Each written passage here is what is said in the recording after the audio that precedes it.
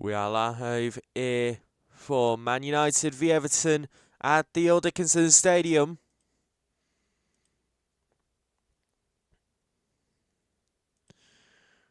Got chat, moderators, and all that. Yeah, moderation keeps everyone safe. Nah, bruv, I've just limited chat already.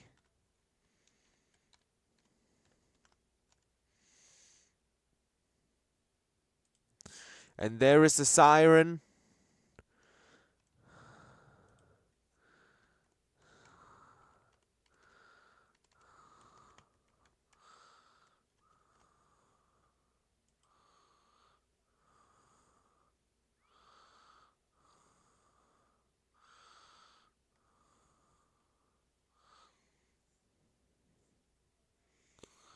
And his siren. We have the lineup here.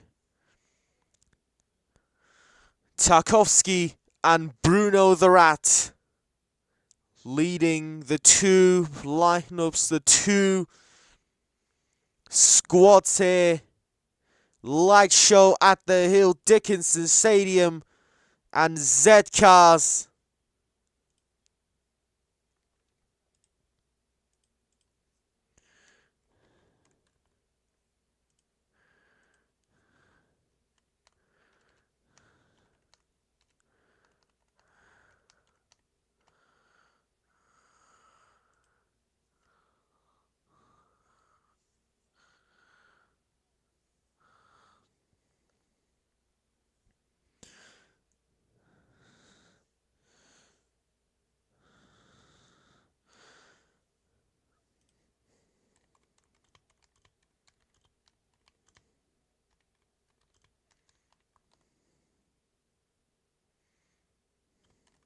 And here we have our starting lineup for today.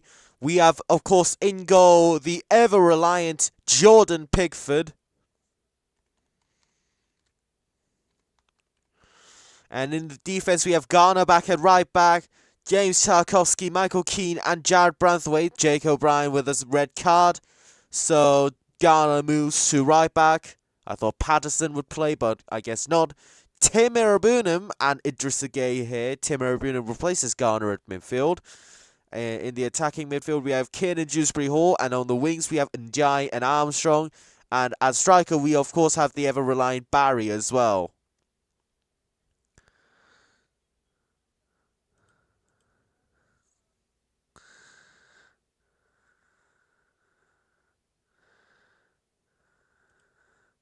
For Man United, we have the lineup here for Manure. Lamins in goal.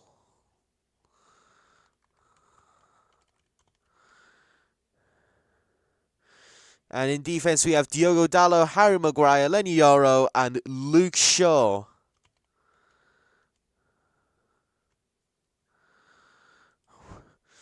In midfield, we have Kobe Mainu and Casemiro.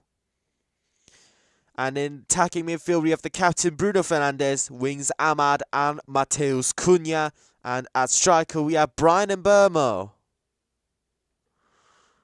Women's team has a drum. No, unfortunately, don't really watch a lot of women's football.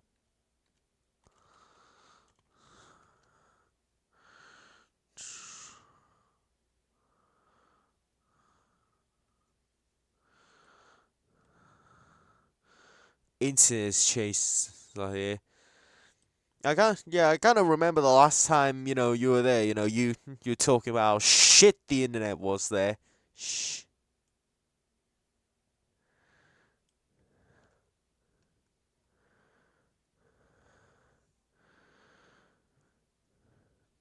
Yeah, you were talking about how shit the internet was then, yeah? And 5 a.m. Korean time. I'm on 3.5 hours of sleep and a dream. A dream. I have a dream. As the great late Martin Luther King Jr. would say. Wayne Wazaruni up there. Wazaruni, Everton and Man United legend. Man United to kick us off here at the old Dickinson Stadium. And here we are, kick off. Oh my lord. Oh my lord. Barry almost took us in the lead, not gonna lie. Look at that kickoff. Lamens onto Barry. Oh, if he controlled that ball a little bit better, we could have genuinely had a goal there.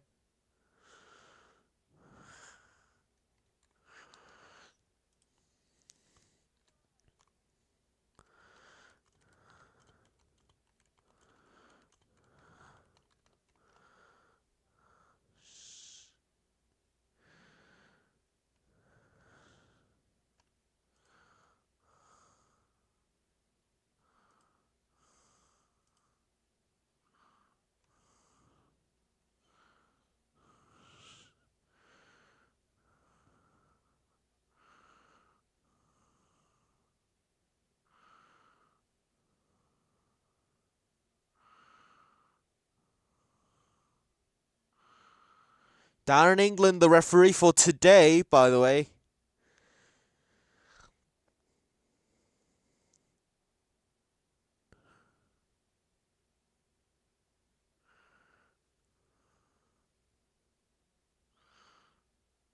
Go to watch a local non-league team now. Oh yeah, your profile picture in Discord now features, Everton and, a team that I've never even heard of before.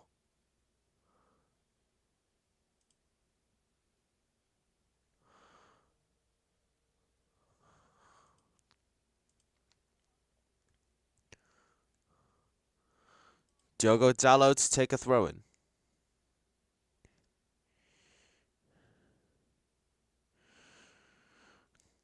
I mean, we need to see how this turns up.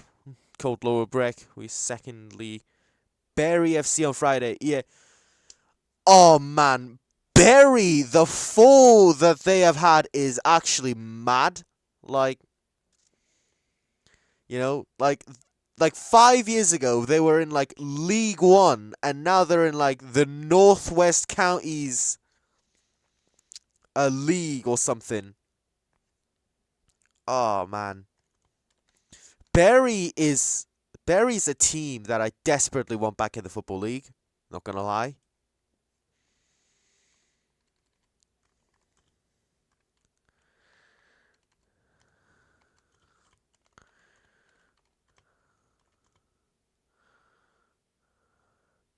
Two leagues away from National League. So, step 3 of the National League, are you? Or is it like step 4 or something? Step 4 of the National League system? Or the Northern Premier League Division 1 West now. Oh, look at that. Nice from Pickford. Nice save from Pickford. Dangerous opportunity. Northern Premier League just got back up from Northwest Counties. Okay. So Bury finishes champions there. And there it is. Lower Breck in second place. Centurions as well too. Oh my days. Centurions.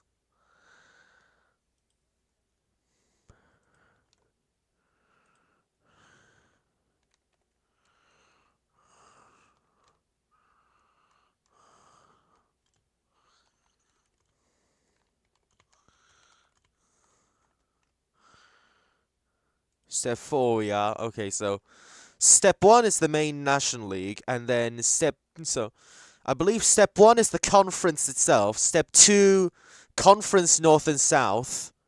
Now division, there's a West, Midlands, and East division. Yeah, because Northern Premier League, innit? And there's step 4, Premier Division, step 3. And then step 2 is probably Conference North and South.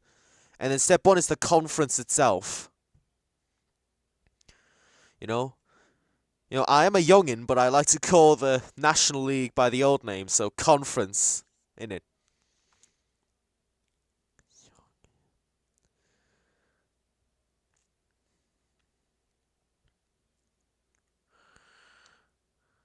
which is the current season.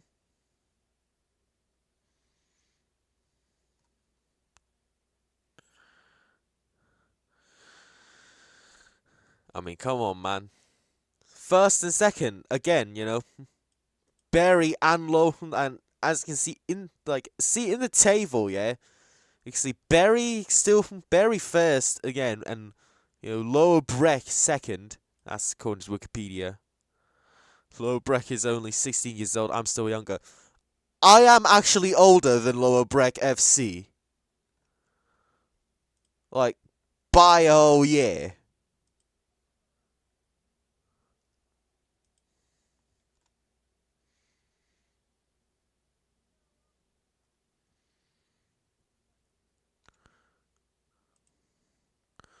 I was fucking like.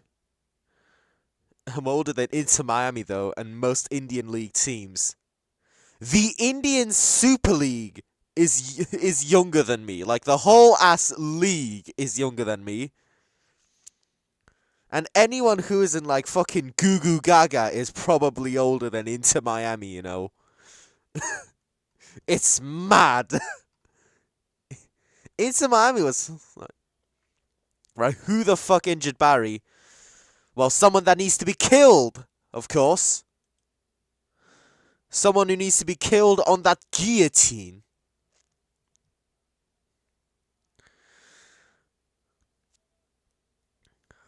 A fast dispossession of the ball from Mateusz Cunha.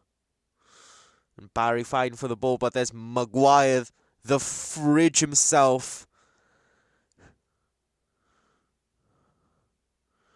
And Harrison Armstrong. He's been tackled by Ahmad. I don't know why they don't say Ahmad Diallo. It's Ahmad Diallo, not Ahmad. Her plan. Hear me out. I'm hearing you out on this one.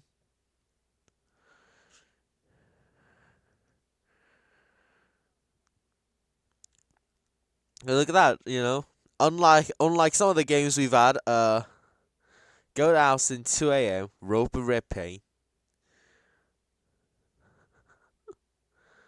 Cover them in red paint.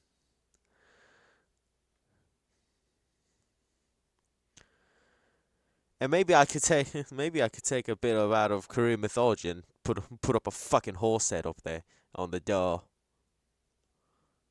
And they think they got stabbed. God, that is not gonna lie. Not gonna lie, crazy but effective.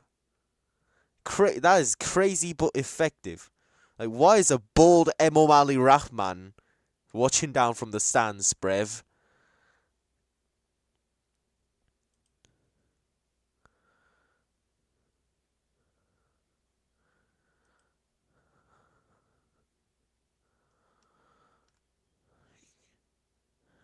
Miro.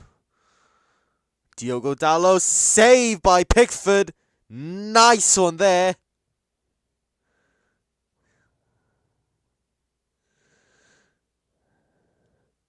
Learn from Roy Kent.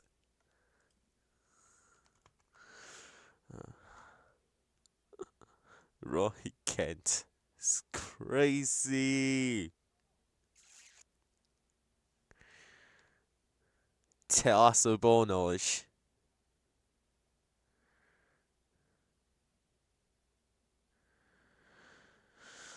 Oh, runner up here, Boonham. And there it is, the whistle's blown. Runner up, Timmy boy.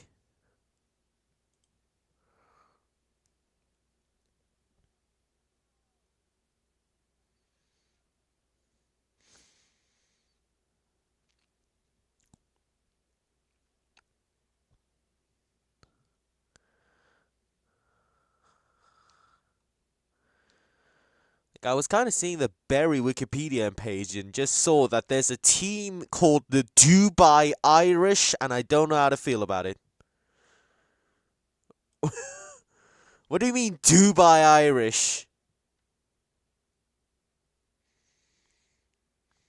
And here's Jordan Pickford. To the left.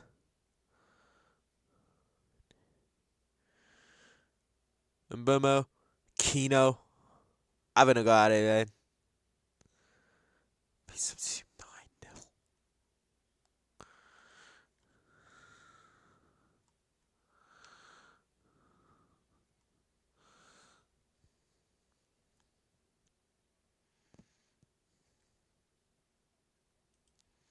Seamus Coleman.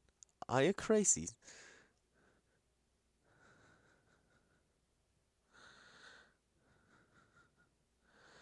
I'm listening to Korean commentary right now. How long is O'Brien suspended for? I was away with Lowbreak that night, so I didn't watch it. I think it's gonna be one game. Not gonna. I think it's gonna be one game.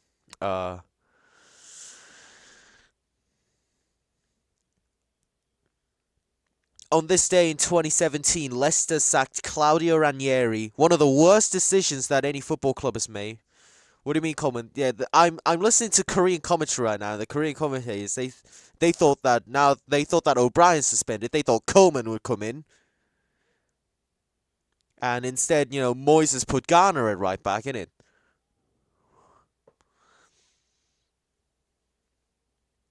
Probably not because it was straight red, but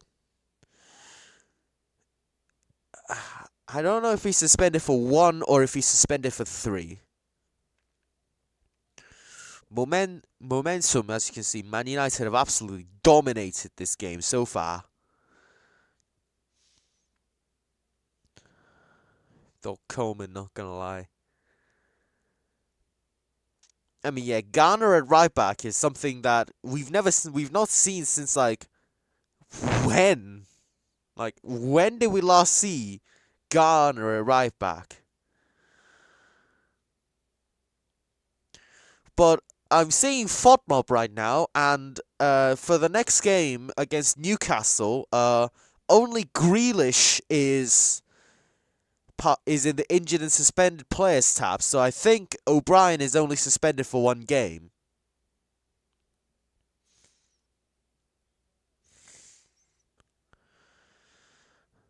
Oh, Tarkowski's down.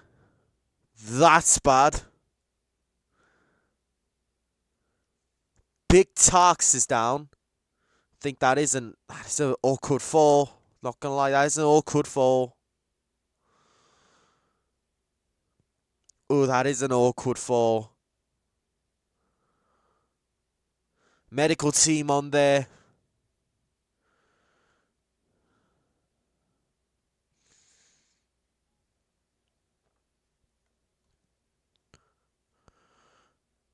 His medical team tending to him. There's O'Brien on the sands there, suspended for this game.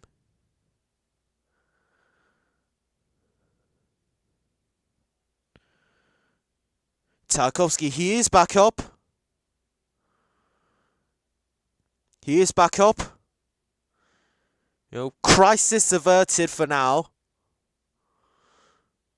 But Brathwaite there, getting tips from the big man himself. Come on, I think. A transition.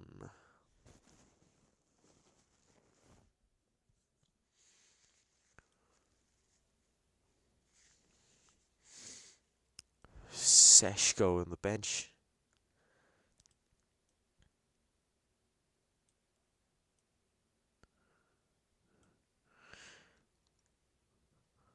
He's back up.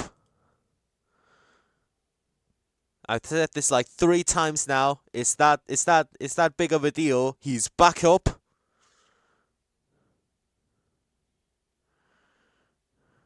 Tarkowski's still on the side there. But he's back on the field. He's back on it. Crisis averted, lads.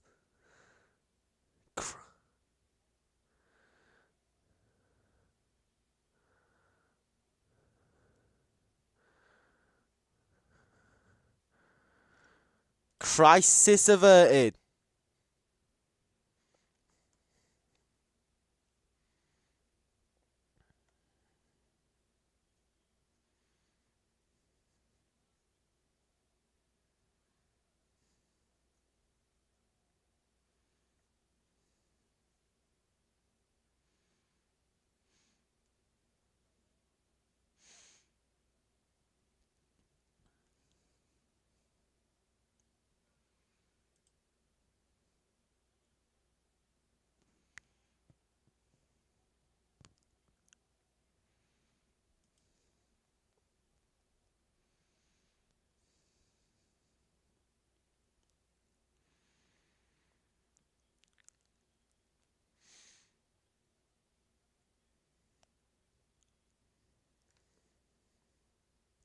That's a broken arm, I can tell. Ooh, jeez. If it is a broken arm, then it's gonna be bad.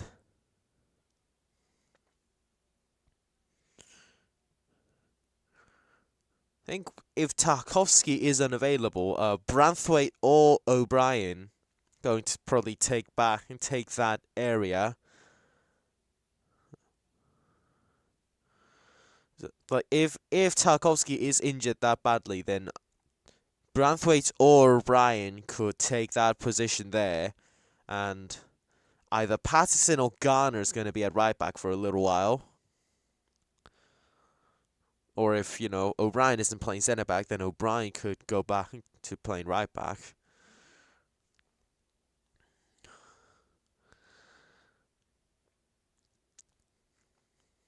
And Pato at right back. Either that, or Moyes is going to do the less sensible thing and put Garner at right back. Like in this match here.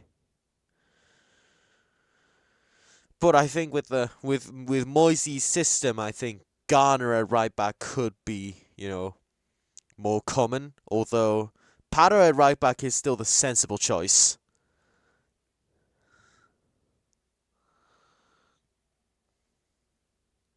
Yeah, knowing Moisey, he will slot Garner right back. Like that's what I've been saying for the past few minutes.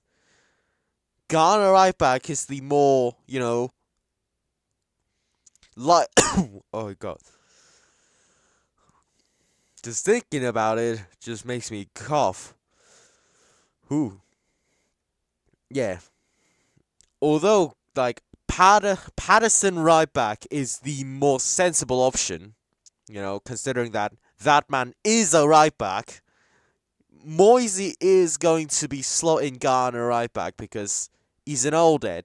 You have to understand that. David Moyes' OBE is not your average manager.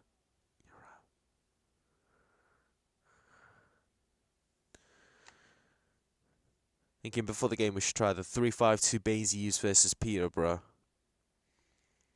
But this is not Peterborough we're facing off against, This is, Michael Carrick's Manchester United. It's not the shit Man United on the Ruben Amorim.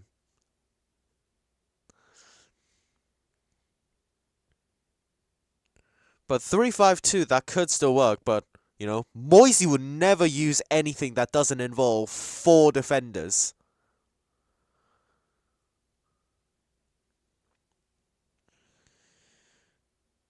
He's an old head. He's solid.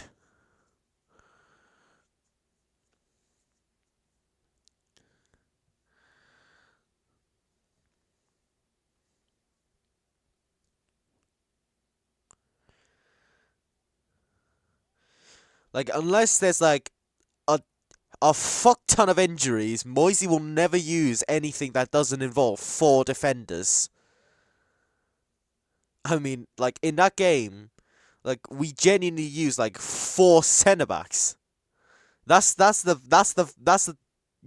level that he's going to take. There's Bruno Fernandes, headed out, but it's the second ball. Another blocking. Barry trying to chase it down, but Lamens gets to it first.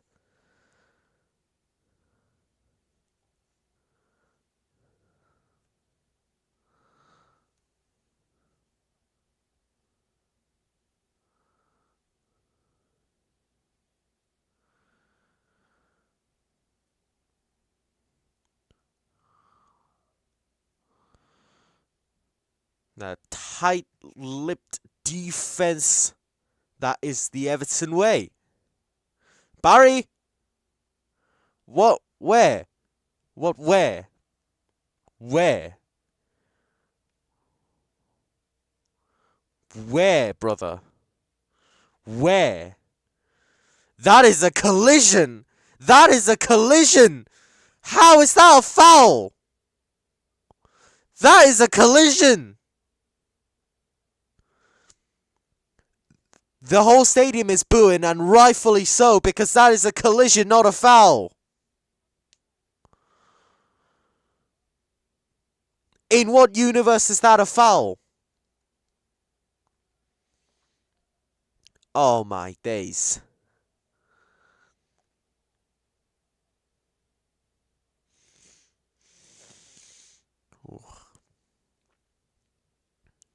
It's that time of the year when my nose just becomes a waterfall of snot. Fucking allergies, man. Barry, that's a foul. That's a foul now.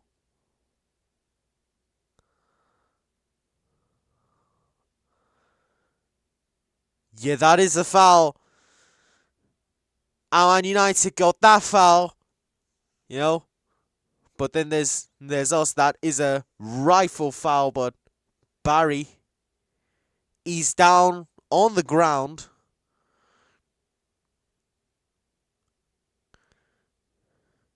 Beto readying up. Beto is already readying up. And medical team attending to Barry. Barry could be out already. Oh, man.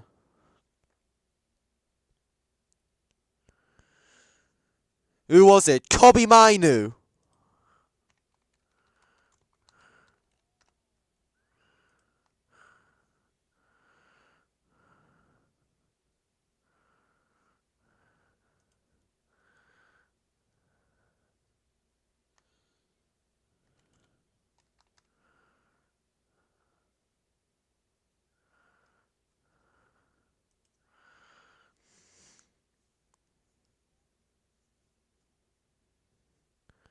Barry is currently back up again. But, you know, readying Beto as a precaution is a smart idea.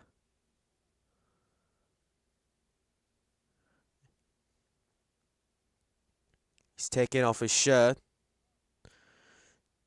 Taking off his shirt to check on his shoulder. And here's the free kick still to be taken.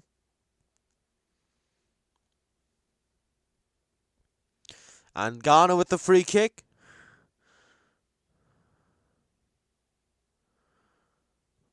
Cleared away by Mainu. Barry still getting his shoulder checked on. Could be a dislocated shoulder.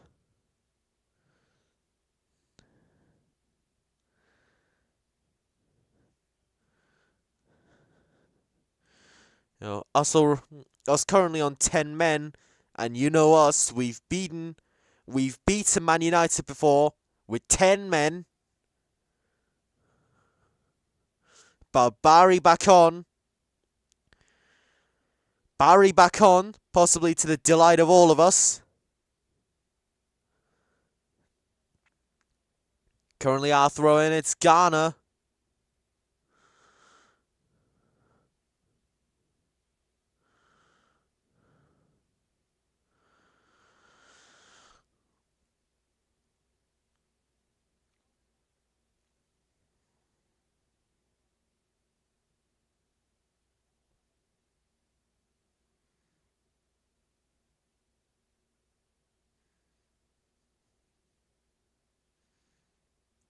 Sky Sports adverts. Sky Sports adverts, bruv. I ain't paying like 50 quid to watch football.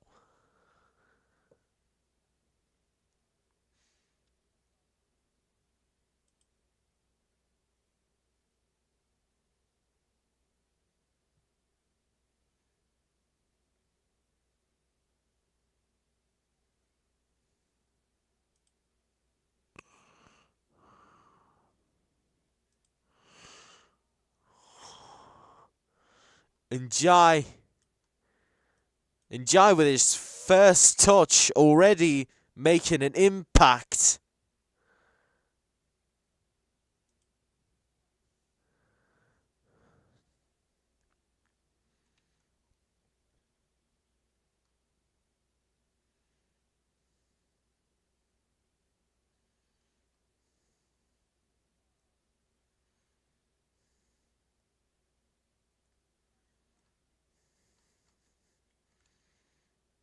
Why the feck's Barry got a full torso shield? You know, possibly to prepare for injuries like that, you know?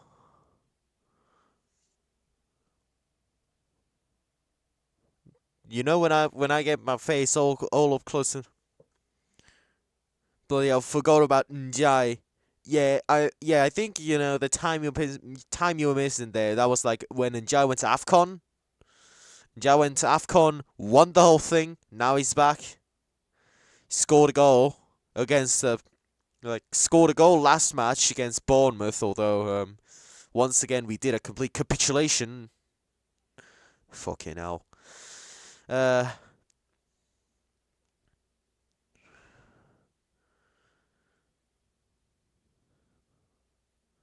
Just don't get why Njai stays out wide. He should be cutting inside.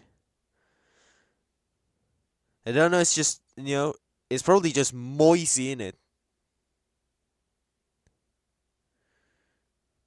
As much as I love Moisey, some of his tactics just don't make sense at all.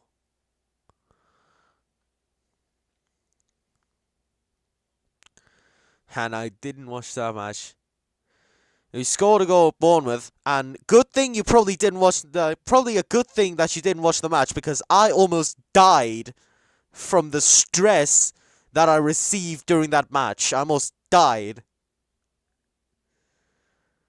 Like, I was stressing with a capital K by the end of that match.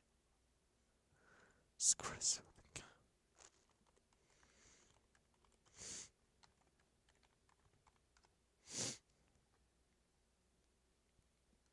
Stress.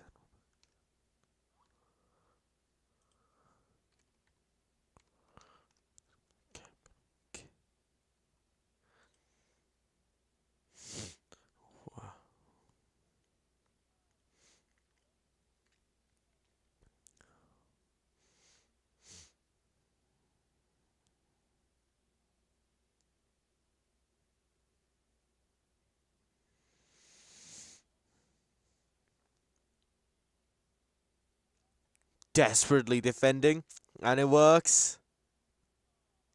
But Man United have another chance. It's Bruno.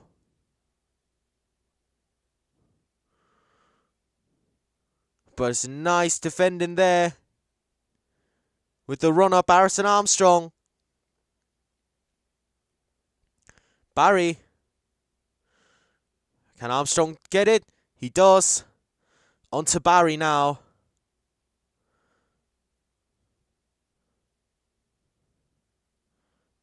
Near the box, but Armstrong, he was surrounded by 5 people. Minor league team lost on that day as well. Ooh.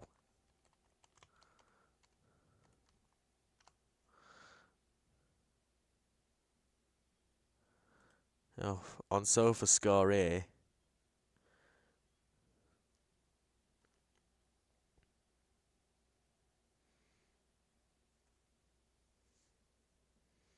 I'm watching sofa score here to see if the timing matches up here. And I think, yeah, it is the match against Witton Albion. Witton Albion there.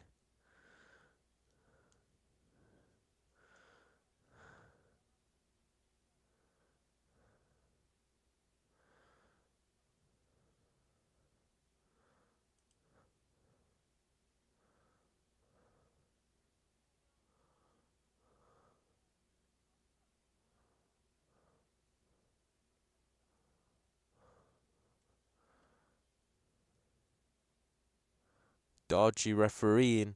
Dodgy refereeing. Last minute. Oh, yeah. Goals. 90 plus 4. 90 plus 4. Oh, jeez. 90 plus 4. Man United with the free kick. Oh, jeez.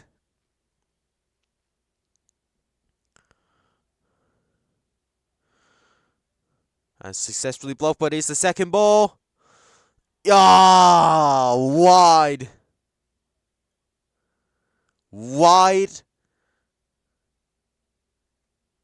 Wider than my back when I see a plate of chicken.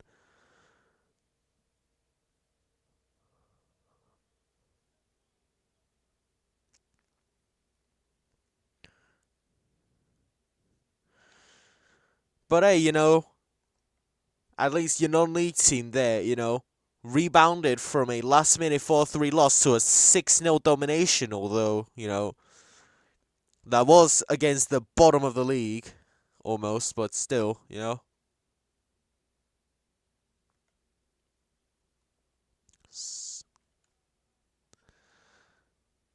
And, we should all strive to do that, rebounding from a loss with a eye like that.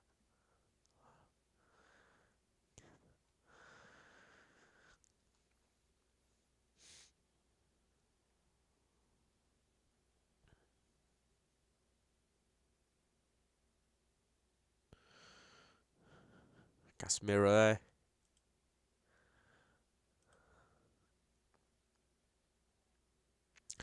Ahmad, going up there. Man United pushing down. It's Kobe Mainu. Surrounded by two man, successfully defended. And it's Irabunum. I haven't seen much of Gay today. I haven't seen much of Idrissa Gana Gay.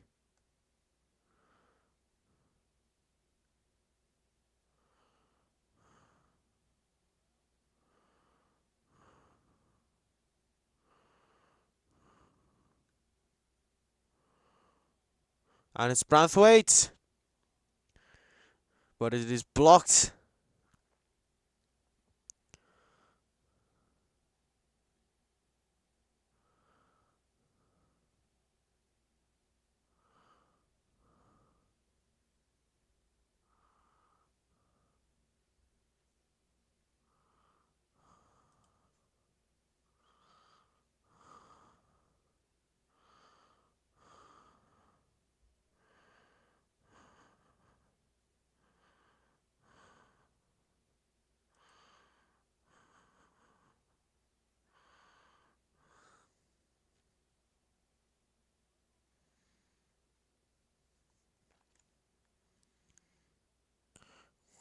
Very disappointing.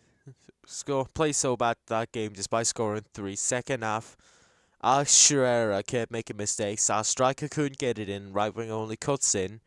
Goal most break games. Only missed every September game and one other game. One in December and November.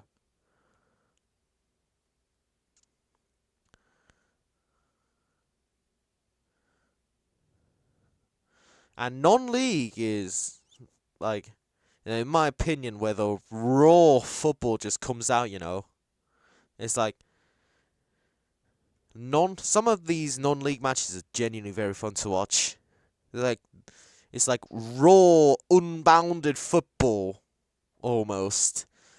Premier League, the kind of things, like that kind of thing is bound by the limitations of the game, like, the hundreds of different rules, VAR, Everton getting fucked over every week.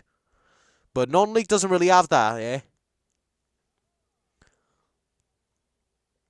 It's about 3 scraps between the players at Bury and Lower Breck. Yeah, that's the kind of rawness of football that I'm talking about, Not bound by a lot of the regulations that bind a lot of other football leagues and teams. The refs are still shy. The refs being shy will always remain a key feature of football. Like, is it even football if it doesn't have shit refs here and there?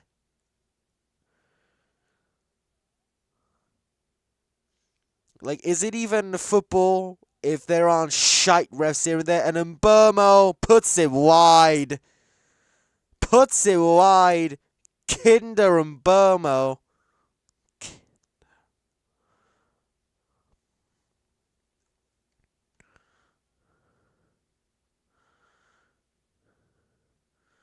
I just know that man under that beard is the weakest chin you have ever seen.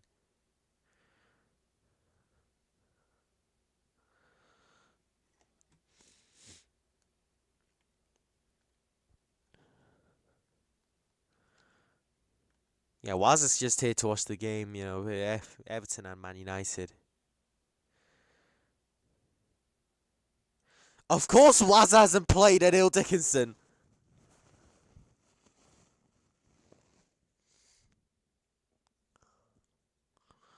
Fucking allergies, man. Make my nose a waterfall of snot.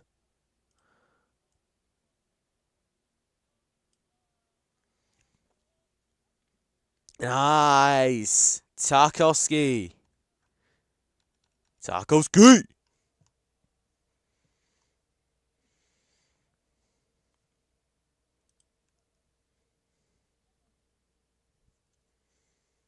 We're now approaching 40 minutes. 40 minutes and still 0-0. I don't know if this is an amazing performance or a shite performance. I never knew a lot like this. Shout out Common. So with 37, if we win 37, we're still 8th. You know? If we win, it's 8th. If we draw, it's 8th. If we lose, it's 8th. Go on then.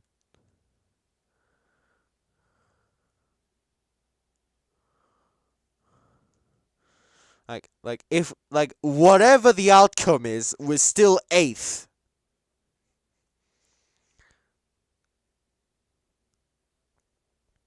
If we lose, it's 9th. Oh, because 37? Oh, is it? Oh yeah, it is. We're actually 10th if we lose. Fucking hell. If we lose, it's 10th. Because we have... Oh, no, we don't. Oh, we have lower goal... Oh, we have better goal difference than Fulham, so it is 9th. Bournemouth on 38. Oh yeah, I missed Fulham has a shitter goal difference than us, so we're 9th. If we lose. Fulham has -3, we have -1. And Ghana! Oh! Saved by Lamens! Oh, that was a nice one, that! Oh! Yeah, we aren't 10th. We aren't 10th unless we concede, 4 goals against Man United. We aren't 10th.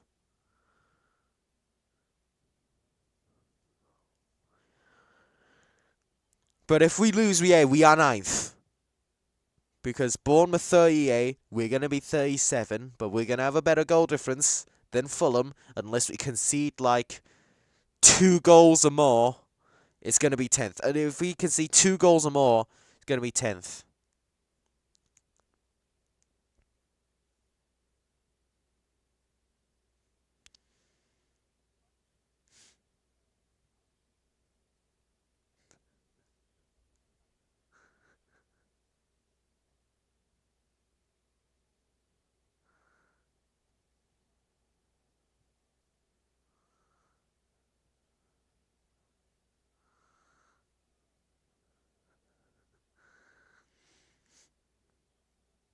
It's already been 9 years since Claudio Ranieri got sacked.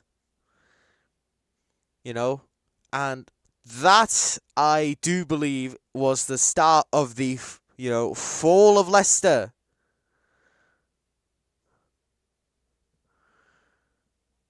Oh my lord.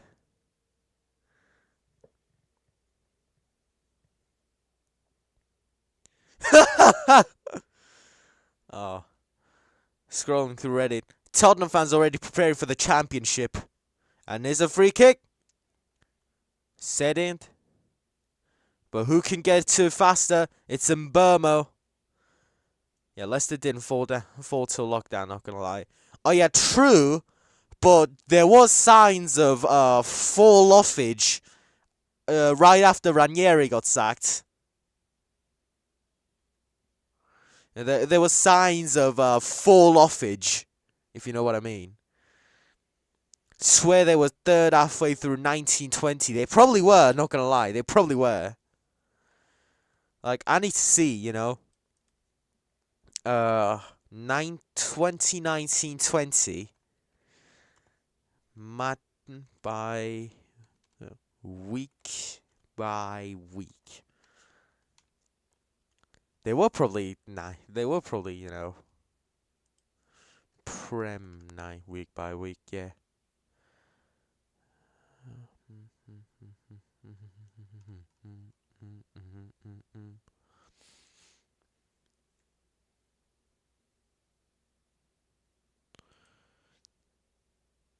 And oh yeah, I already have FOB up here, eh? I already have 1920 pulled up in here. Dewsbury all. And Njai, move along, boy. And it's a corner. Swear they were 1920 standings, match day 18. They were second. Leicester was second halfway through 1920. How the fuck did they fall this far? They're now in the relegation zone of the Championship. It's actually mad. Match day 18, halfway through the season. You know? Roughly halfway. They were second.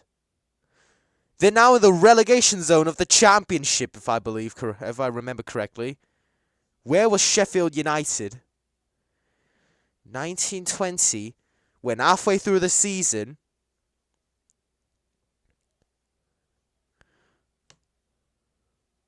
Oh, nice. But still nice quality. Matchday 18, 1920 season. Sheffield United 5th. They were 5th. Sheffield United were 5th. Ahead of Arsenal, Man United, Tottenham, and Villa.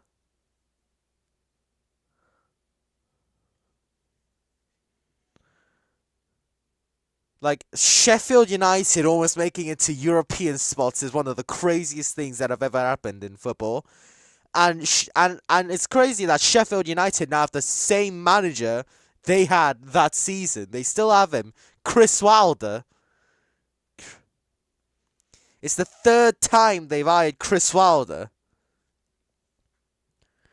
You know, first they hired him in 2016, and then they sacked him, and then sacked him in like 2022, and then Eckenbottom came in, shat the bed in the Premier League, and then they sacked Wilder twice. First after they got relegated from the Prem the first time, and then they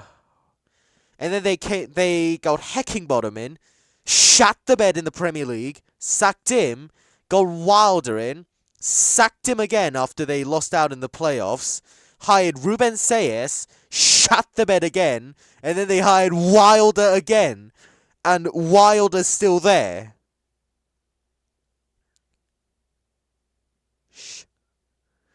You know, Wilder's like the beacon, like the Batman signal in it, but with an arm sandwich.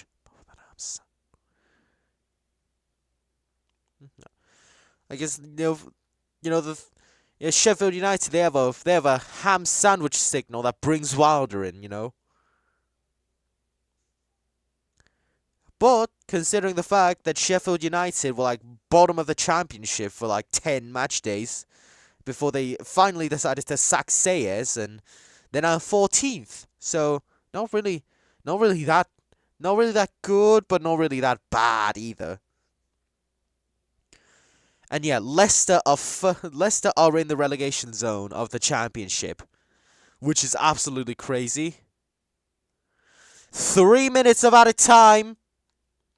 Can we make something of it?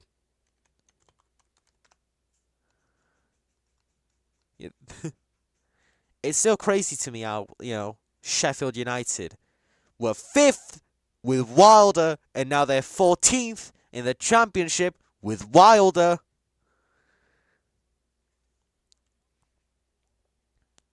Like, Philippe Clement, man. Like, Par 1 of Moisey time. It is.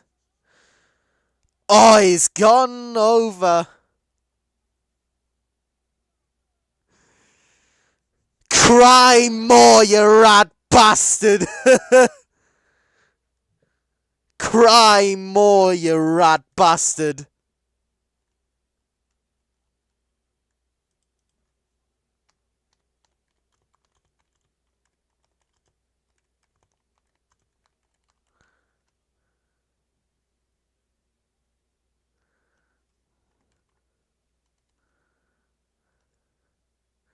We're drawing, but we need the famous Seamus Coleman halftime speech.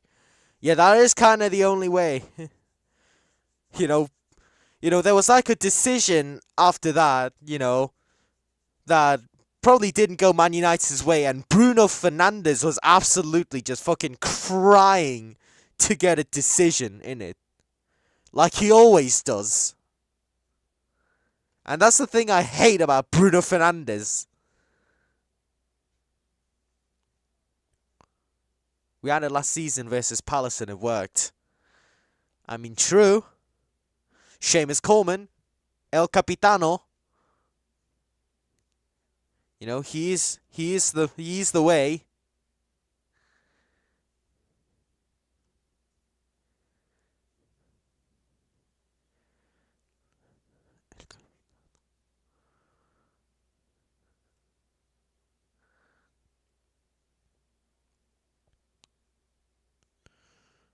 Whose it is?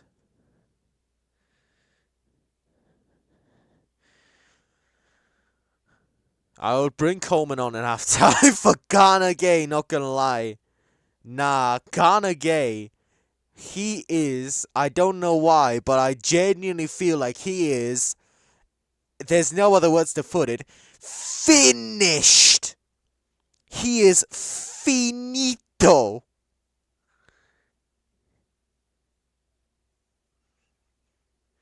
Get Ghana back at DM, yeah. He is finito. And there it is. Half time. Half time here. Everton 0. Man United 0.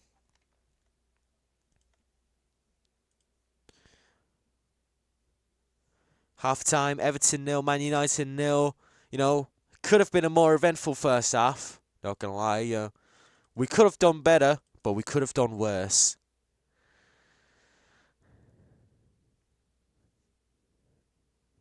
But I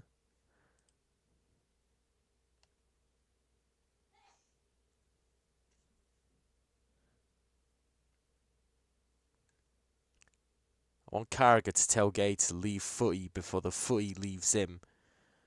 Not gonna lie, yeah, he still has a bit of the footy left in him, but it's just that, he's getting mad old in it. Carragher to tell Gay to leave the football before the football leaves him. I mean, Carragher did tell Casemiro to leave the football before the football leaves him, and the football's back in it. The football's back in him, Casemiro. And then he turns into prime Roy Keane. It is like Carragher saying that is the prime Unk booster. Like, it can boost Unks back into their prime. And I genuinely do think that is what we need for Gay. Like Idrissa Gana Gay. Like, that is what we need.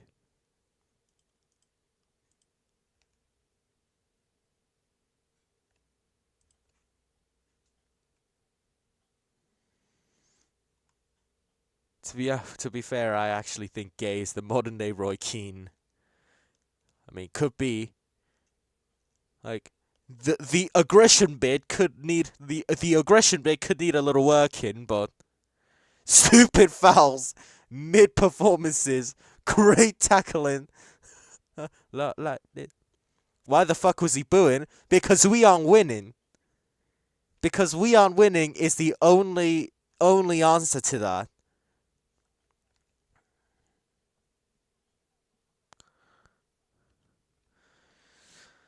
Like, I'd be fucking buzzing, yeah. Like, the only reason that we are booing is because we aren't winning. He drawing Man United at half time, at home, yeah, true. And we've been fucking weak at home. So, what's there to fucking boo? Like, we need to do better, lads. Like, we need to do better if we want to get a win, but this is still an acceptable performance.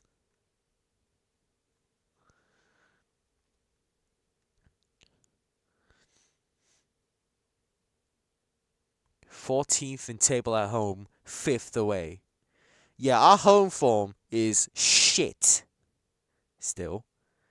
Overall, home table, yeah, we are 14th. Away table, we're 5th. Goodness gracious me.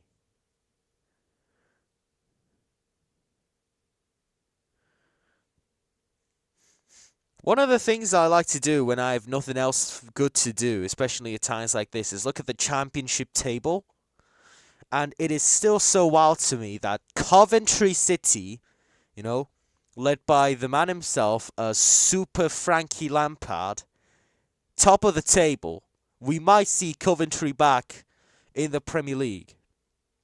Everton in a nutshell. Home Wolves. Away Spanish national team. Is that Spanish national team or is that Real Madrid?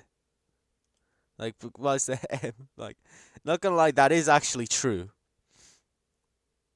Like, home form is notoriously shit. Oh yeah, I meant Madrid. But a Spanish national team could... Spanish national team could be also a good metaphor because, you know, the Spanish national team is stacked for this World Cup.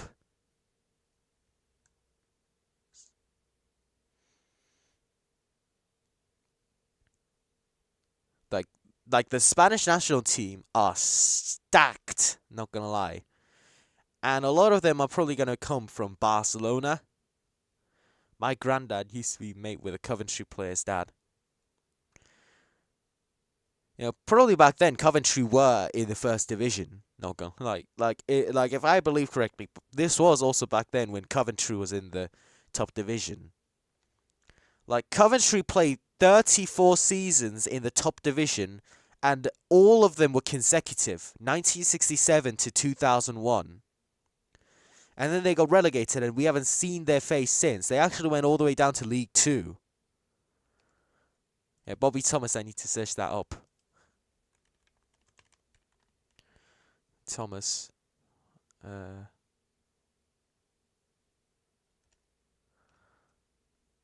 Coventry. Still showing the highlights there.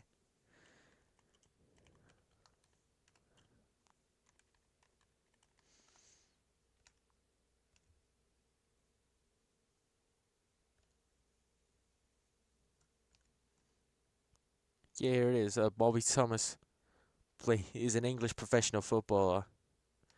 Plays as defender for Coventry. Everton youth product.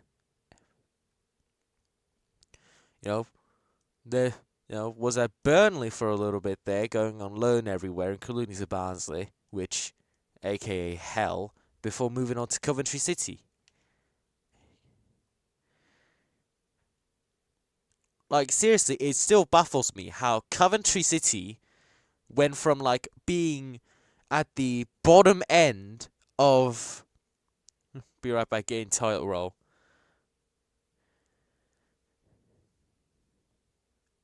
Okay, yeah, but it's still crazy that Coventry, was, bottom half of the table in League 2. Like, they went from that to now top of the championship in 7 years, or rather maybe 10, but so texting 6 in the morning. Yeah, it's still texting 6 in the morning. Why are they on there?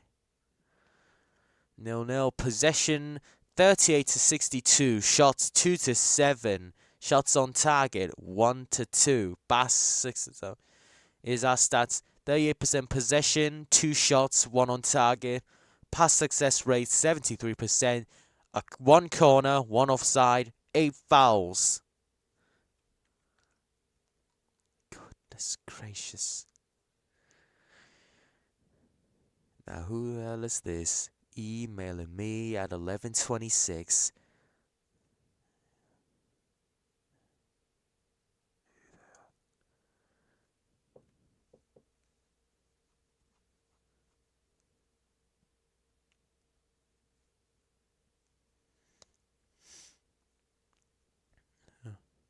Now who the hell is this? Emailing me at 11:26. Telling me that she 3626.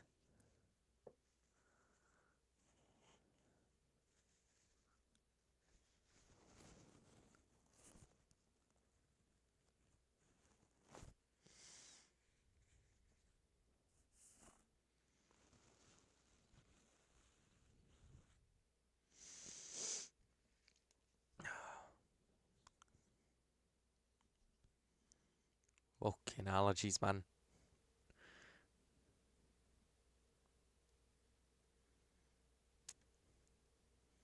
Minecraft movies coming on, eh?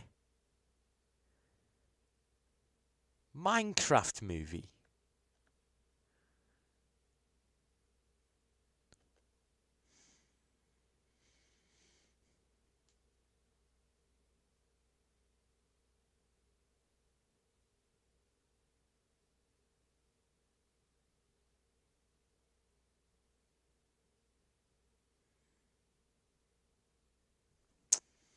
Oh, these lot have got the Minecraft movie on. Got everything. I'm just gonna listen to some songs, by the way.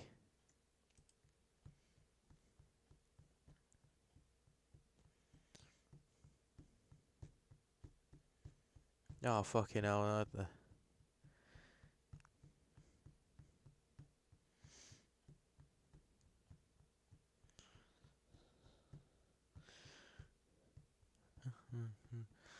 Huh. I never knew a la like this. So...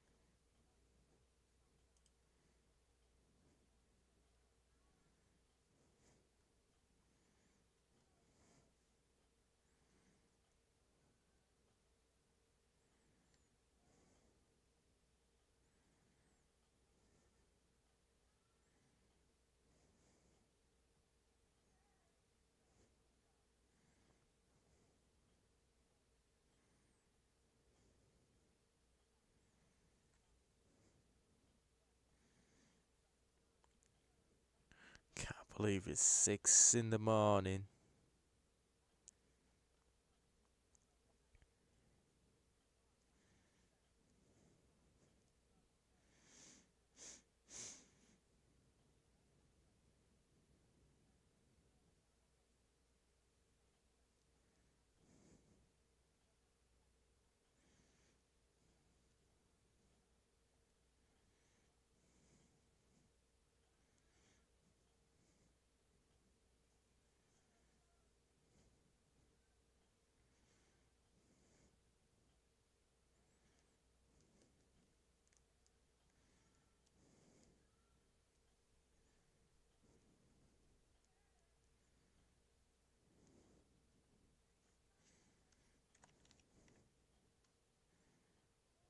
We're back. Nice. Let's just listening to some music here.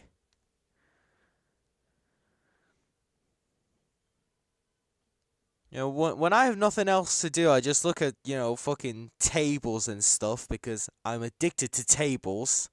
And, yeah, Coventry top, Middlesbrough second. Millwall in the playoffs. And perfect there. Nice. Back to the official live stream.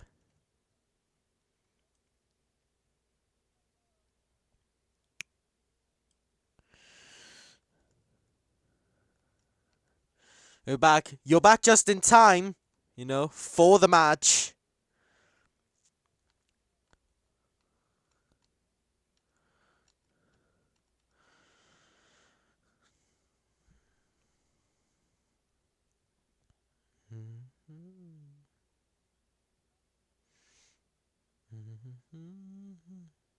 Players now coming out here.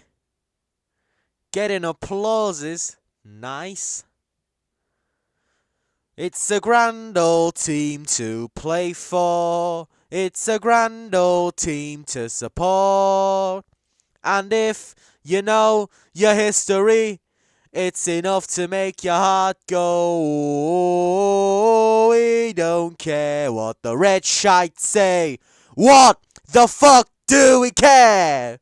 'Cause we always know that there's gonna be a show when the Everton boys are there.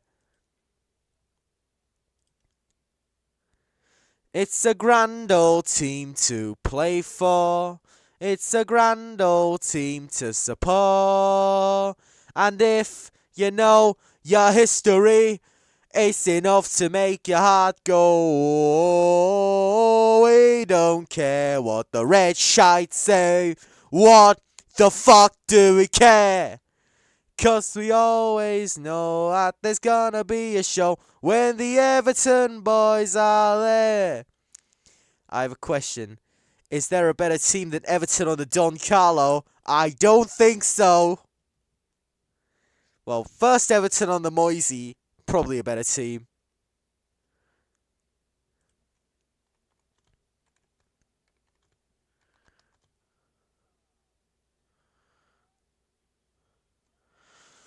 Oh, already a nice opportunity, but a save from Lamens.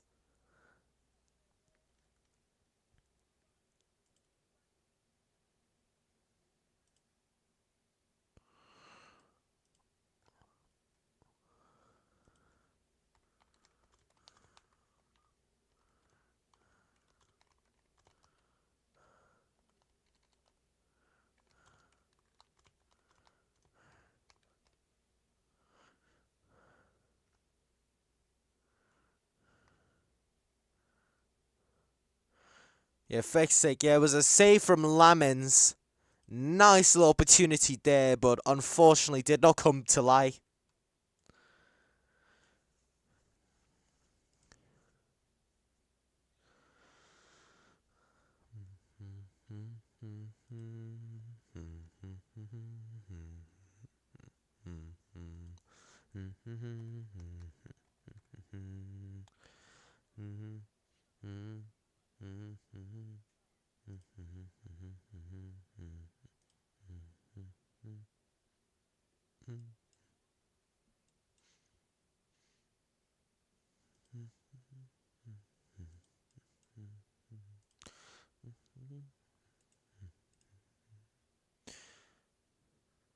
Nice cross there.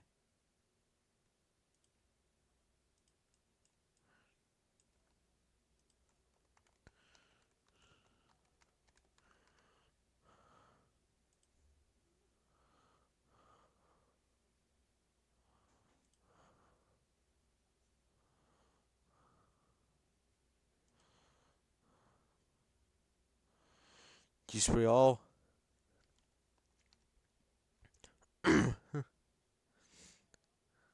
Armstrong. Oh, it's Barry. You should be there. Should be there, man. Oh yeah, I forgot we signed Evil Saka in it.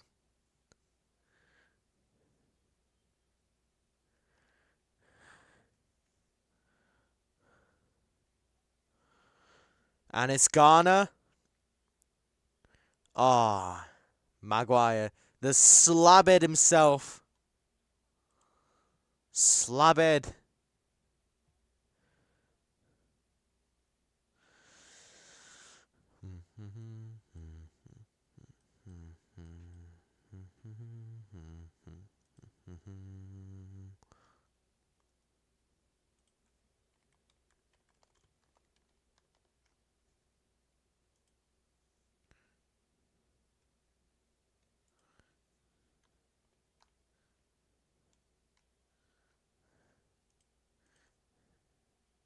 You got SBC on FIFA. Tyreek Jones, everyone, including Chelsea players themselves, used to call him Evil Saka. So I'm just here to get upgraded if Everton play good, and he plays good. He does. He does. Absolutely, he does. Amazing little player.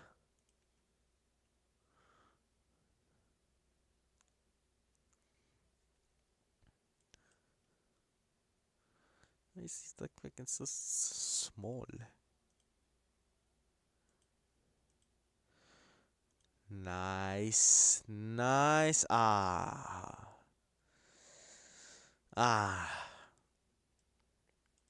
Unfortunate.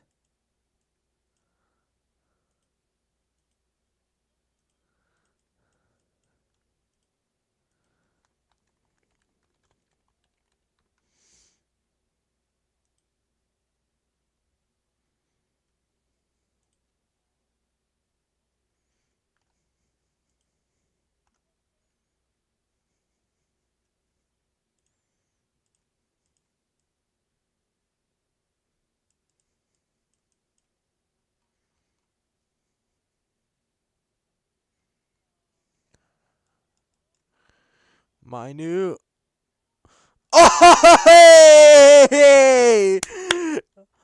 Oh my god! You got SBC on FIFA needs to come there. Also have a KDH Evolution. Needed to play good anyway. I ain't even watched him play yet. He's play. What stand are we shooting at? You know, I was cheering because Mbomo just skied basically an open goal. Mbomo just skied an open goal.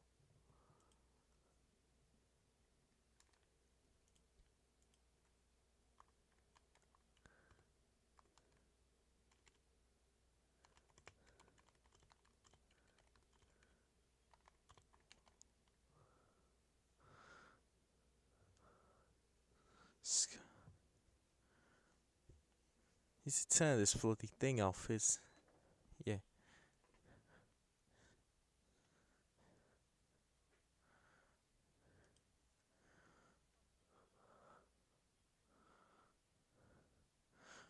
But that could be a goal if we don't tend to it.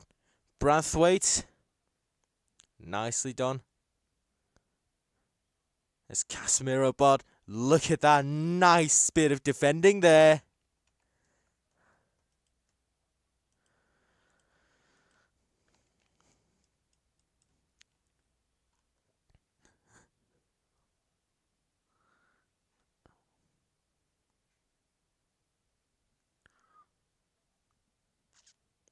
Yeah, the whole goal thing, that's a false alarm. It's still 0-0. Yes, sir.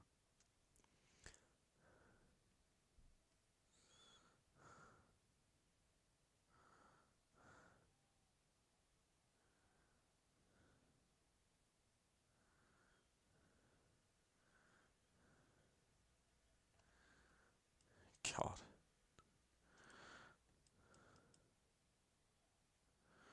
It's Cunha.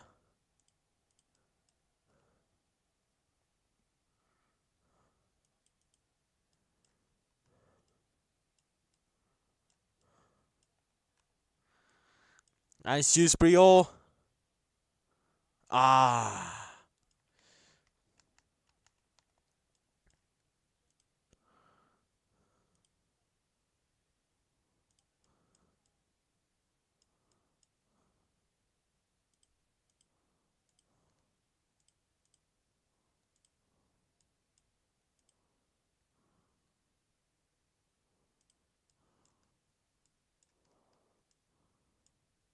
Pickford to Barry, but quickly loses it.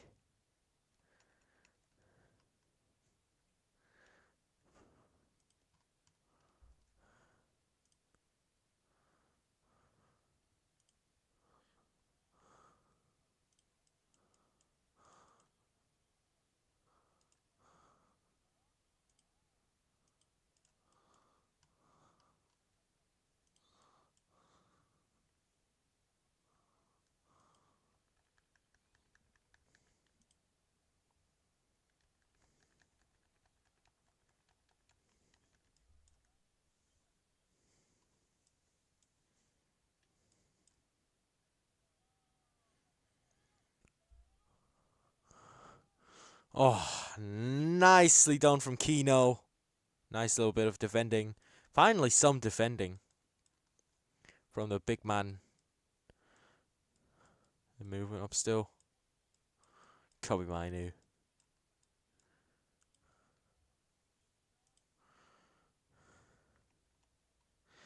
Dewsbury and Jai Irabun, Branthwaite, Keane, Taki, and Garner have all got 7 or more on FODMOB. Nice. I've got FODMOB on too. Season stats. Yeah, look at that. Mikolenko, O'Brien, Gay, Tyreek, George, and Barry are currently the only ones with, with less than lower than a 7.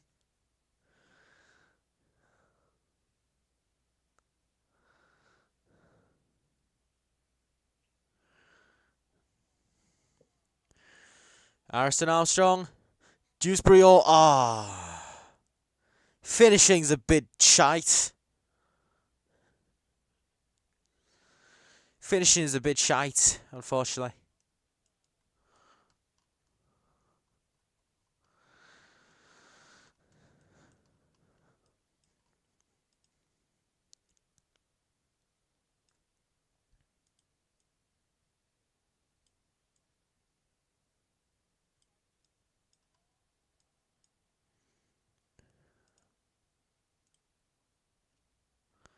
But that's a dive.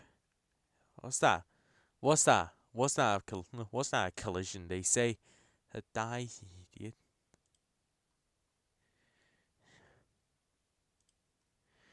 That's a dive, you idiot.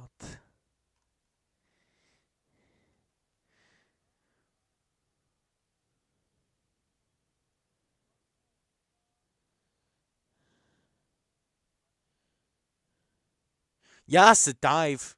Not gonna lie. That's a prime fall on the floor candidate.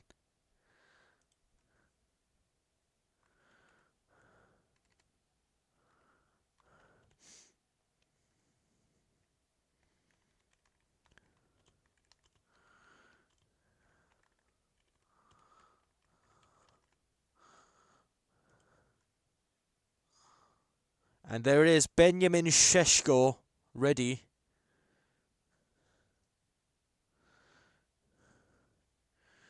Benjamin Sheshko being readied. Like, I miss those days when we used to call him Sheshka Fender. What the hell? Oh my God, no way, yeah. And there it is.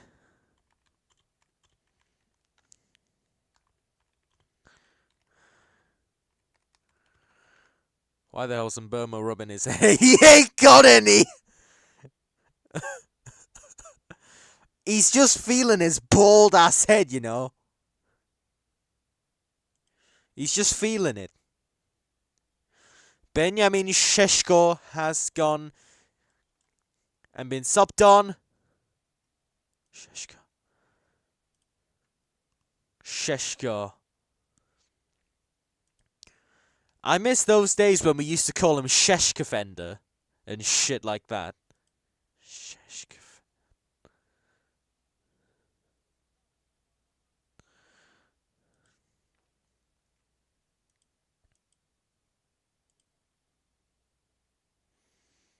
Sheshkafenders in your area. Sheshkafender in your area.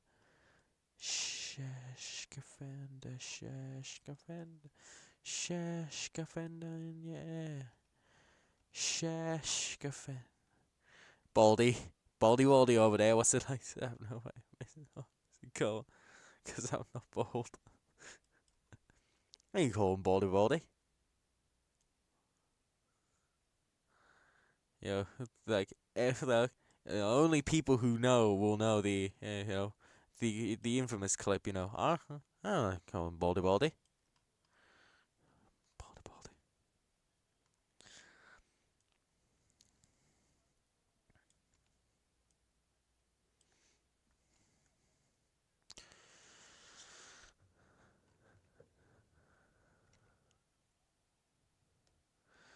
I mean, second half we're still going decent too.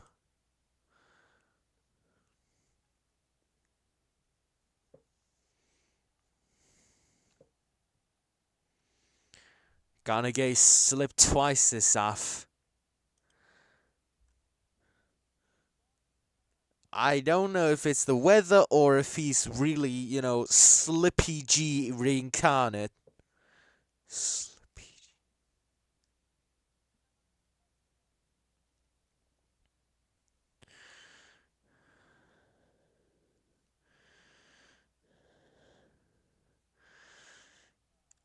Yeah, he's Slippy G reincarnate. Oh, fuck. Roy Gerard! Oh, God. Oh, bless his heart, man. Bless his heart. Roy Gerard. Oh, jeez. Gay is like Idrissa Gay is finished. He is, in all essence of the word, halas.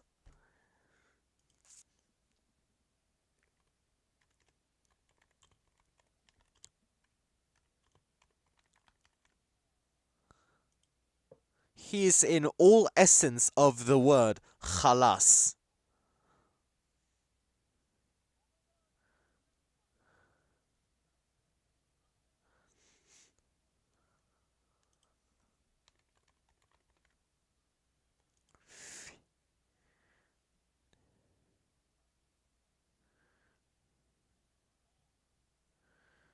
When chat's more funny than the match. Not gonna lie, it is. I've actually gotten more enjoyment out of you chatting than I've gotten from this match. In fact, this match has been so boring that I'm building rockets right now.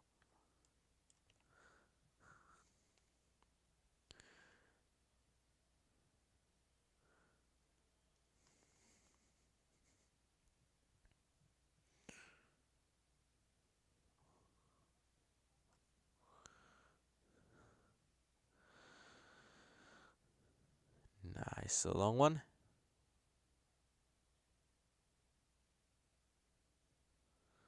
Maguire, why does he run like that? Bro's working for NASA from home. I mean, Kerbal Space Program in it. Absolutely wonderful game. It's a great way to kind of understand how rocket science is in it. Like it's a great way to understand rocket science. I mean, there's a reason. Bruce working for NASA from home is crazy still. But Njai, Kudi, and it's gay. Blew his chance by Sao. He is halas, man. Get him off the field. Get him off the field. He doesn't deserve more misery. Got to go to school anymore. On. Must be nice. That must be nice. I have to go to school like next week, innit? I have to go there next week. Oh, jeez.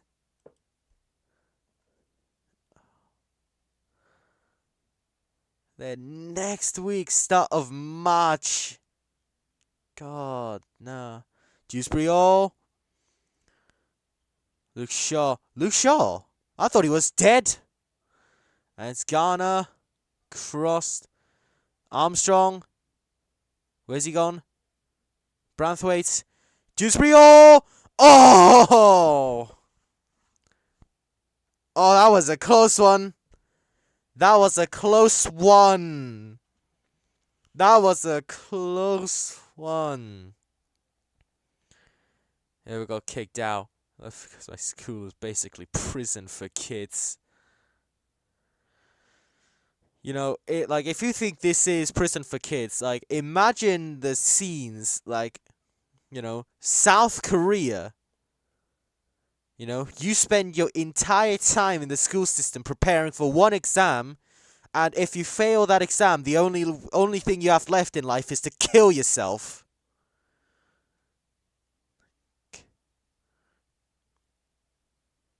The hell?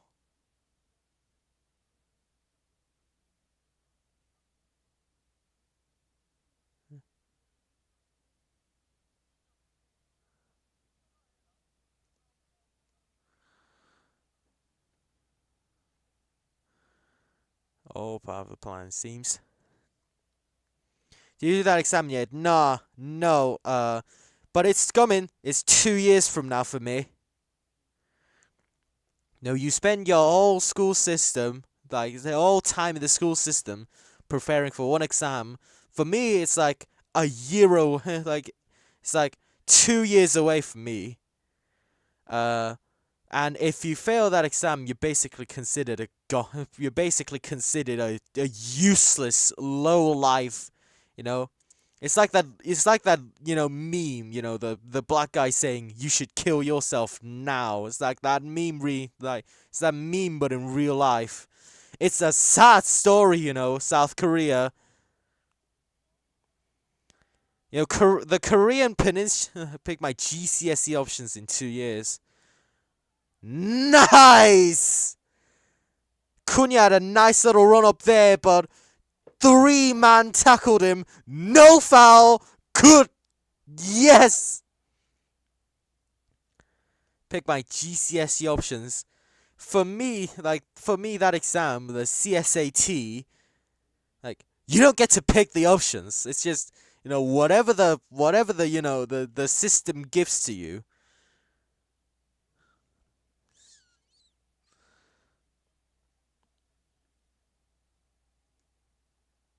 That's a foul. Clear and obvious foul.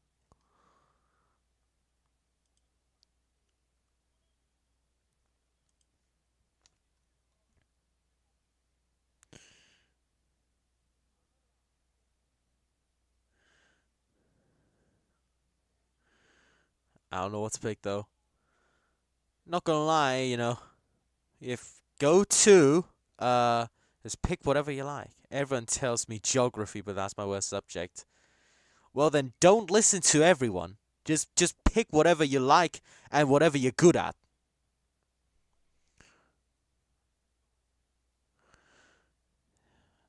Save from Lamans again.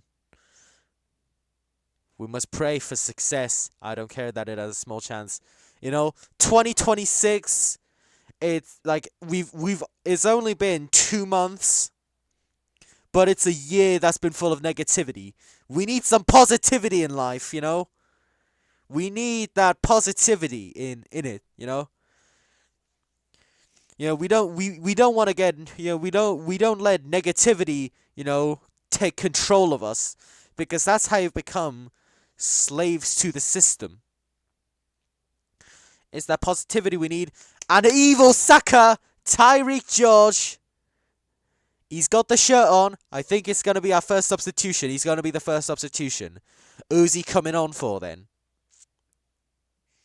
I think P. I think in P because I was screw P. But I have the fitness of Neymar. Oh, jeez. Oh, jeez. Come on, evil Saka. Saka 2.9.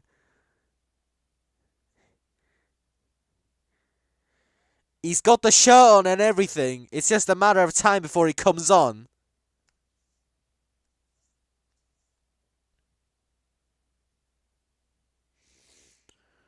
It's literally just a matter of time if he comes on.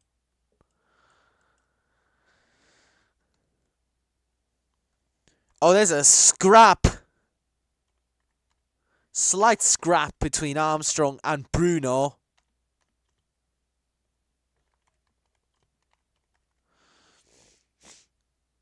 Wait, Bruno's that old? More than a 12-year age gap. No way.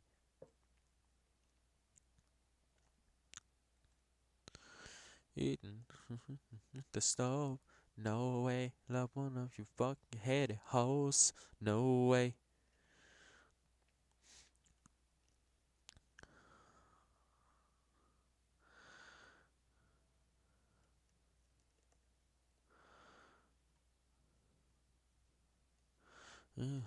Bucket headed hoes. Corner. He's gone wide. Tarkovsky. He's still alive. Tarkovsky. He's gone Lamb save. We're back to Goodison last week. Saka 2.0. Evil Saka. We trust. In evil Saka we trust. In evil Saka we trust. Boos in the crowd. Why was it? Nice. Gay, you need to get him off the field. We need to get Gay off the field. Idrissa Gay off the field. Bandera. La la la.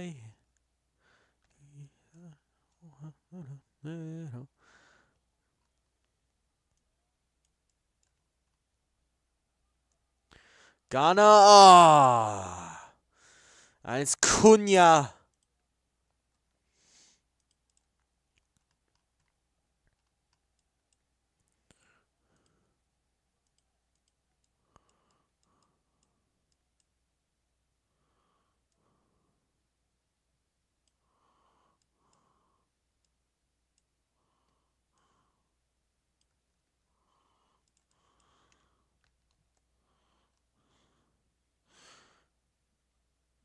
Like, evil Saka, he should be on by now. And Burma, please defend. Please defend for the... Please defend! Ah.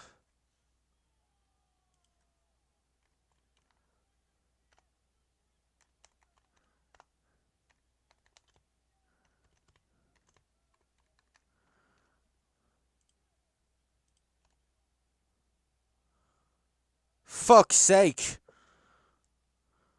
And it's Benjamin Šeško.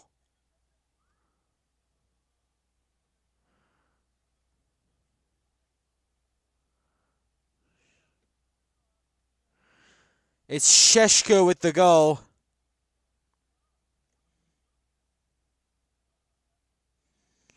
We weren't even prepared at all. This was an ambush of cataclysmics.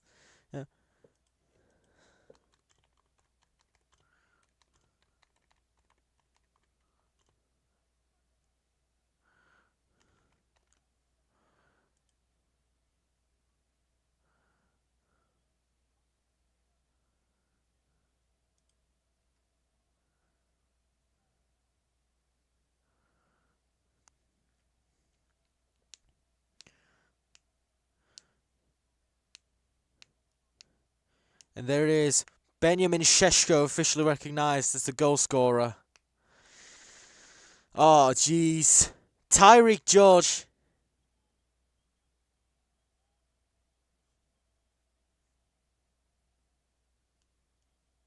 And there it is.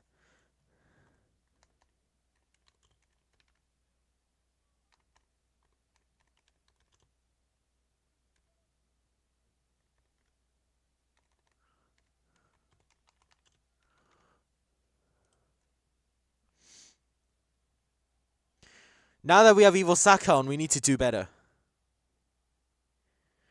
Like, now that we have Evil Saka on, we need the power of Evil Saka. In Evil Saka we trust. Although in Armstrong we trust too.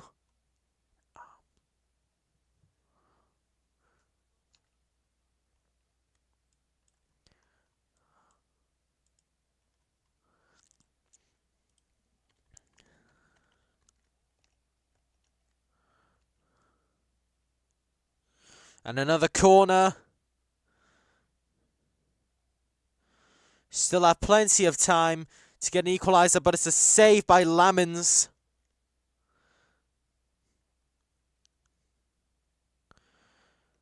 Lamens, bruh.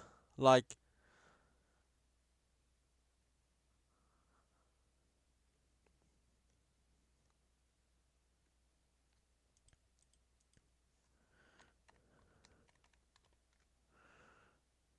Who's off? Armstrong.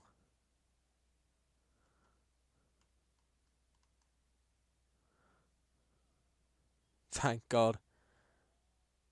Evil Saka, in Evil Saka we trust in it. Barry trying to do a 1v1. It will not work, Barry. What are you doing, man? Barry! Barry, what are you doing?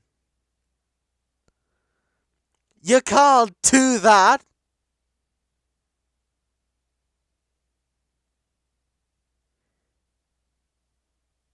You can't go straight up square up with the keeper, innit? You can't just go square up with him. You're trying to have a squabble, innit? It's Idrissa Gueye. We should have subbed him off instead, not gonna lie. It's Tyreek George, but it's a block by Lenny Yoro.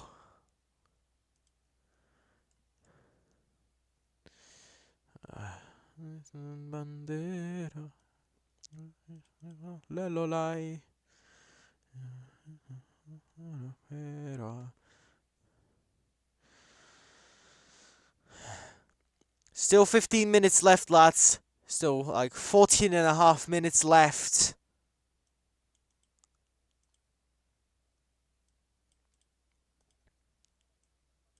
It's a corner, saved by Lamens again. Bro, how they went from Andre Onana to Lamens is crazy. Like they went from, like, you know, the worst keeper you have ever seen to, like, you know, prime Peter Shilton. Prime Gordon Banks. And it's a yellow card to who? Pickford. It's towards Pickford, and it's the first booking of the night. Jordan Pickford has been booked.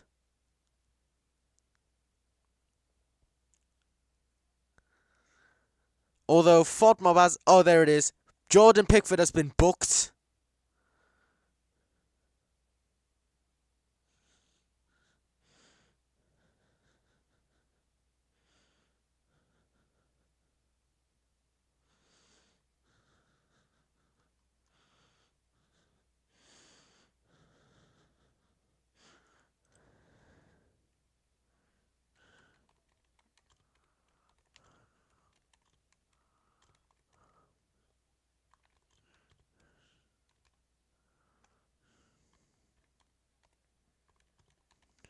Lad.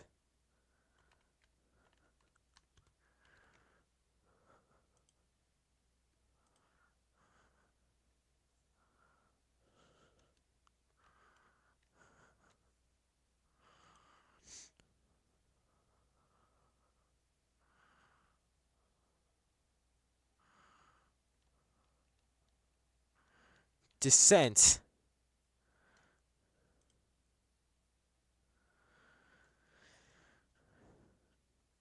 All the refs we seem to get are fucking shite.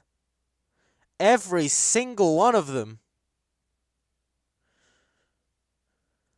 Like, I don't care if I get downvoted on Reddit for this, but I maintain, I stand by it. I will die on this hill that we are getting selectively bullied by the Premier League because they want us gone. They want us gone.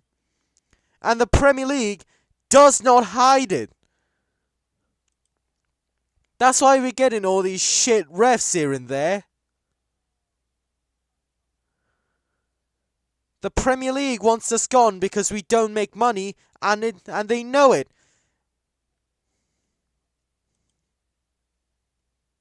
We are the antithesis to their capitalist values.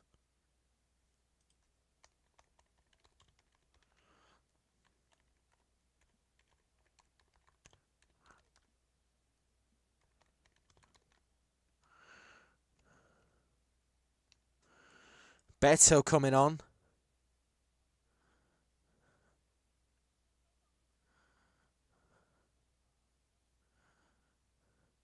And it's a corner.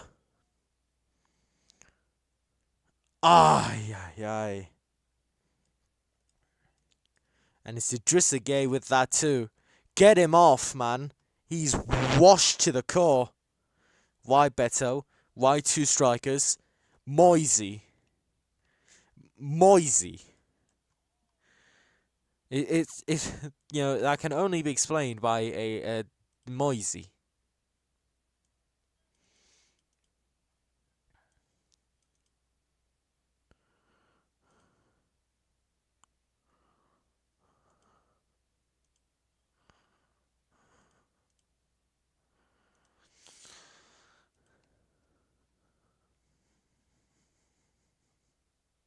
As it stands, Man United are 4th, Everton 9th.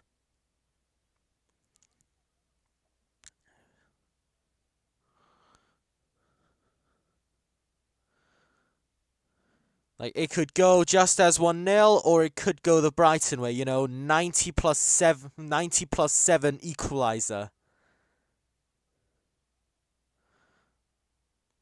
Brother man! Idrissa Gueye needs to be off now! He's so washed. Ghana. A little shaky there, but it's Njai. Njai being man-marked. It's off to Ghana again. Ghana. It can go over to Sheshko, but nicely done by Dewsbury Hall over to Keane. Dewsbury Hall. Well, it's not Dewsbury Hall, it was Branthwaite. Last 10 minutes we've had 77 possession, but the goal has come from Man United. How the fuck does that work?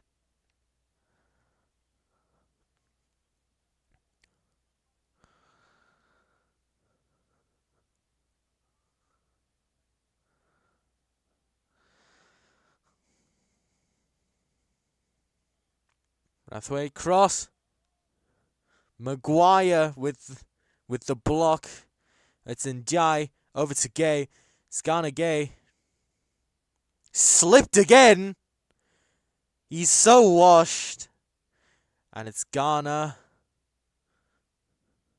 Dewsbury Hall. You can't trust Gueye off the ball nowadays. You can't trust Idrissa Gueye out there. Oh! Michael Keane with the shot, but saved by Lamens. Look at that. Keno finishing. Probably would have hit the post anyway, unfortunately. But, brother man, Michael Keane, the finishing on that man goes hard. And it's another corner. 8th corner for us, yet not a single goal. The fuck?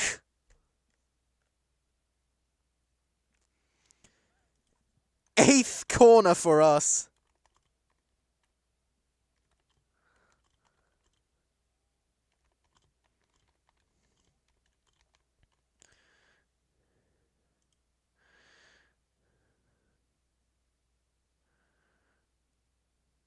And it's And it's probably Yoro with the yellow card. I think it would be Yoro with the yellow card.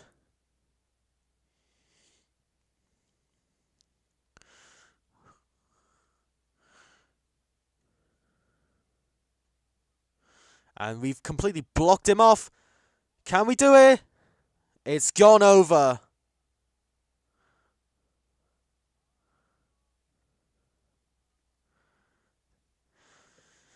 And it is, yeah, it has gone over. And it is a goal kick. But it is another corner. 9th corner. Oh, it's Tarkowski who's got the yellow card. Fucking hell. Tarkowski, man. I know it's competitive. But man. And it's Maguire with the yellow card. Yellow card's being dished out here and there.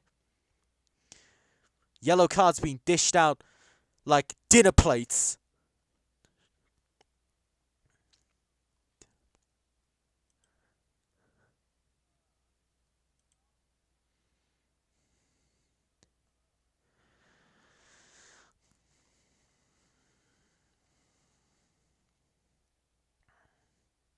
Okay, now. Completely grabs Tarkowski.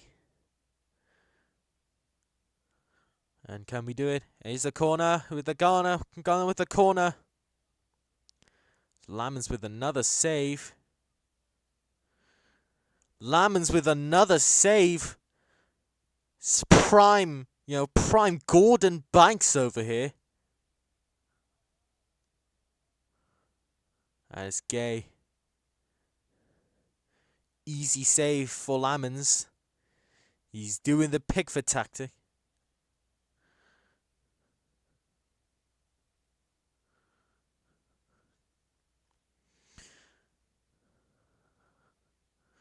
Nine corners and we can't do shit.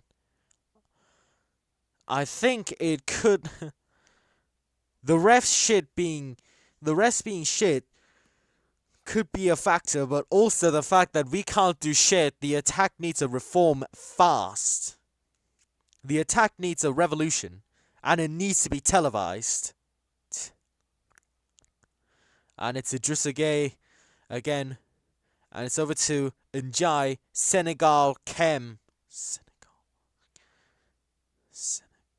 And it's Njai, saved by Lamans.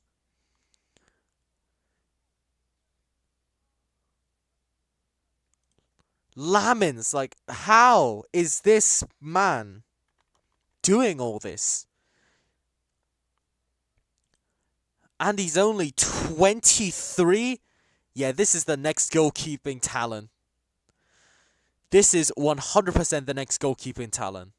Not gonna lie. Aiden Heaven, I thought that man was dead too.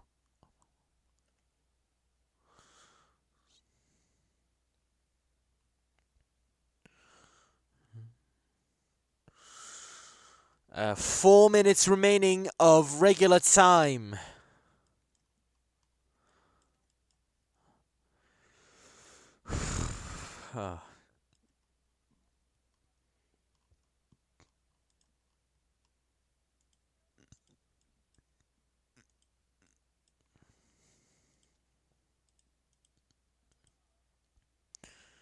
And it's Man United once again with the attack. It's Kobe Mainu. Easy save by Pickford. And it's the counter-attack. Branthwaite moving up very slowly. Branthwaite knowing where to pass. And he does it to Ghana. Ghana to continue the attack smoothly. And it's over to Njai being marked 1-to-1, man-to-man.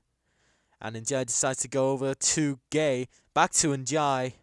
Again being marked. Njai with his footwork there. And it's Keane. He's going outside.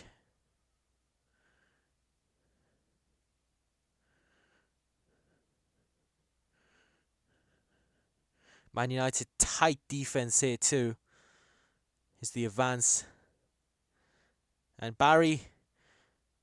It's the cross. out for another corner? Is it? Or is it just a goal kick? Because 9th corner of the day would probably be fucking crazy. And it's another corner. 10 corners! 10 corners! And we can't do shit!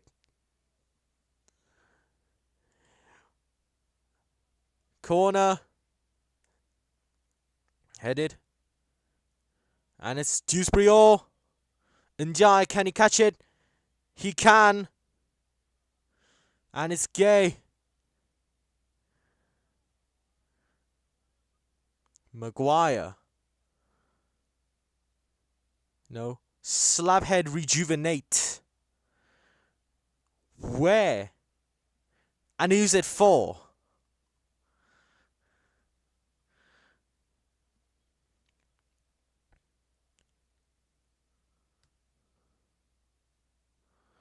$52,700 and something in the Hill Dickinson Stadium. Once again, full house.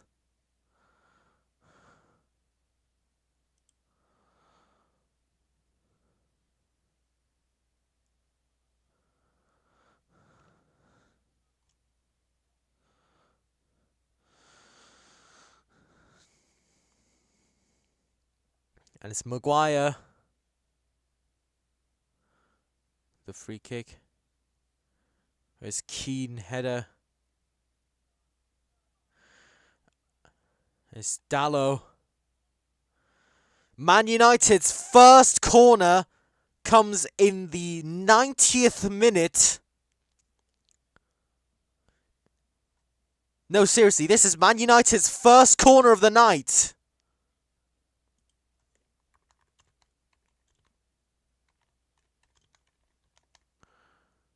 Five minutes of added time. I don't think we'll make it, though. Oh, God. I do not think that we will make it.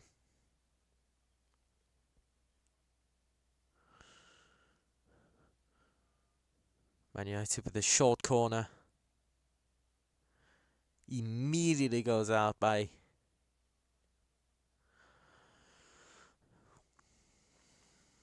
visions of Martin Luther staring at me. Malcolm X put a curse on my family. Someone catch me.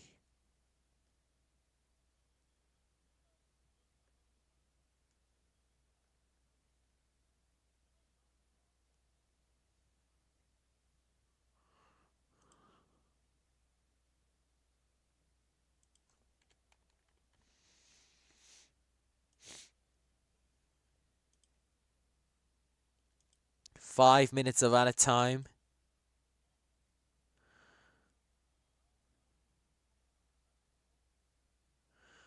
And it's a booking.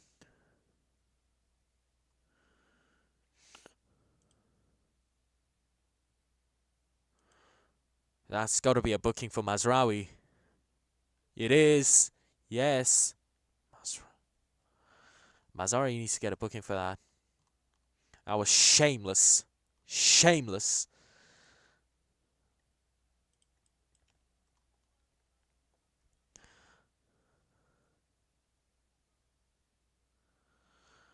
Yeah, Jake O'Brien being missing is a key thing for this. There's Pickford.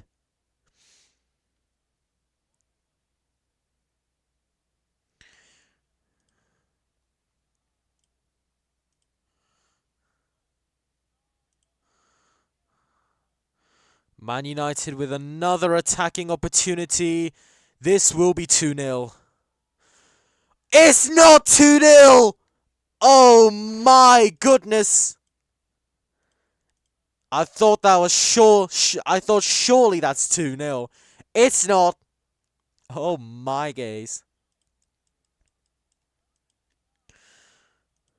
It's an advantage. Tyreek George! Oh! Saved by Lamans again. How is this man pulling it off again and again? Again and again.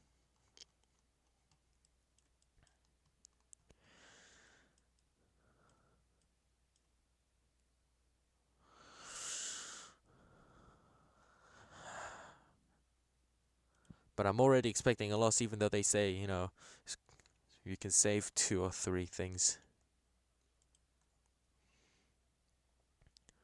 2 or 3 attacking opportunities, they say.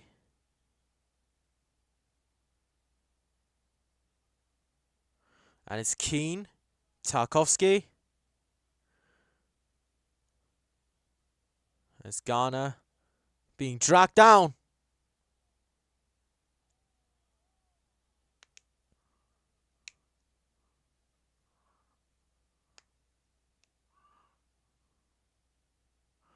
It's a scrap. There's a proper scrap going on.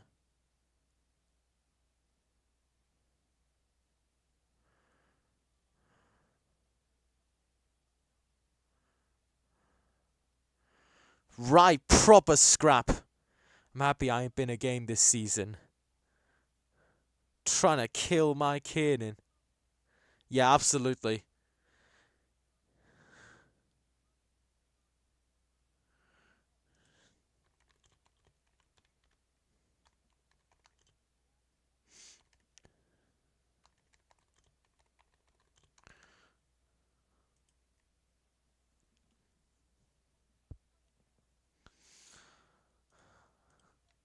It's a loss. Like, I'm sorry, lads, but it's a loss. Bruno Fernandes with a booking.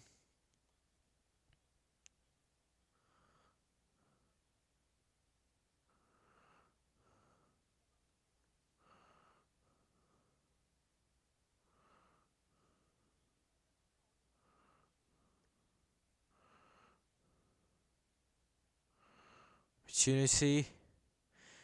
All of our time has passed. Njai. And it's Ghana. Headed out. What?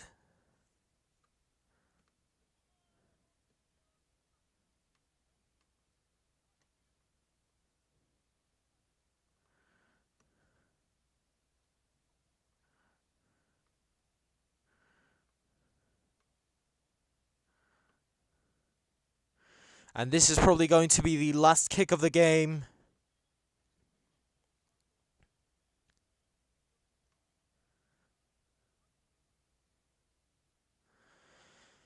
This is probably going to be the last kick of the game.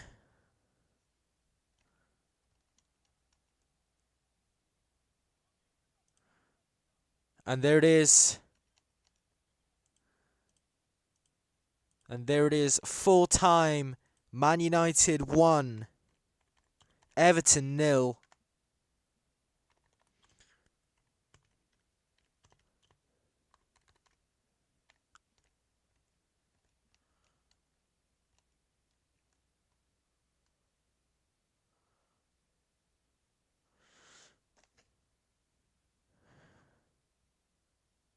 I'm not angry at this club and its home form. I'm just so fucking disappointed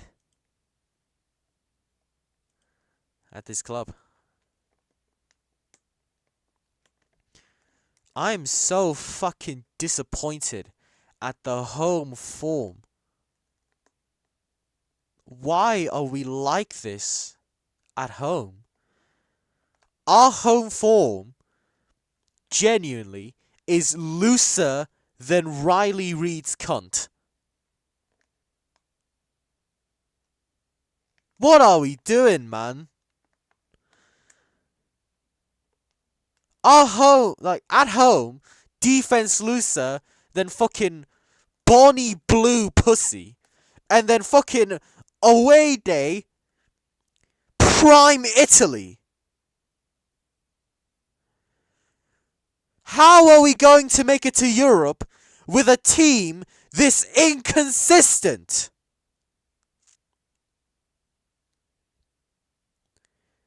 Like, if we're going to aim for Europe, we need to be consistent. And consistent is the exact opposite of what's happening here.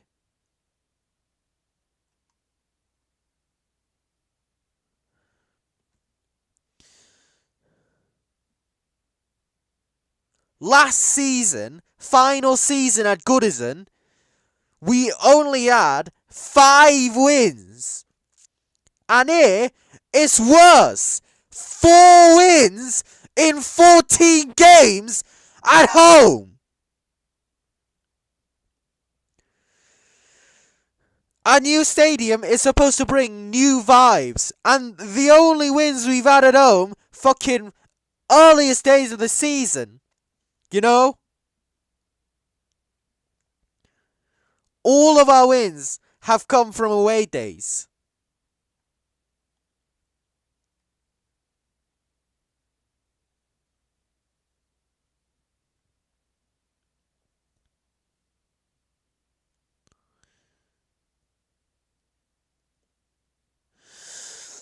If we're gonna be this fucking shite at home, if we're gonna be this shite at home and this good at away, then why don't we just fucking play every single game away? But we can't do that. You know, we need to play half of our games at home. You know, like are all the players just like fucking? Oh, you know, we're playing at home. Let's just fucking throw the game away.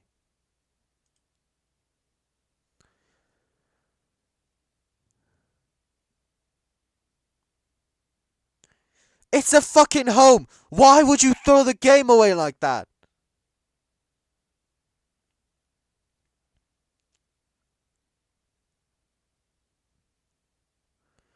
Like, are we just gonna fucking open up, you know? Are we just gonna self-shop at the Dickinson Stadium and open up like a whore's leg?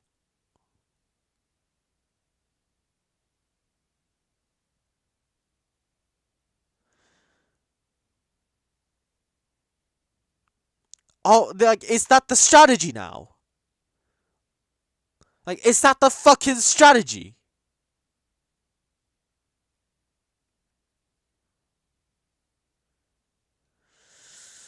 Fuck is wrong with this club? What the fuck is wrong with this club? A change of manager can't even help a home form. That's the situation we're at right now. A change of manager can't even fix this. Even if we replace Moisey with like, you know, like even if we replace Moisey with like Hansi Flick, he still wouldn't be able to win at home. What we need right now is a revolution. A revolution of players. Half the squad needs to go. Like, half the squad needs to go if we want to change this.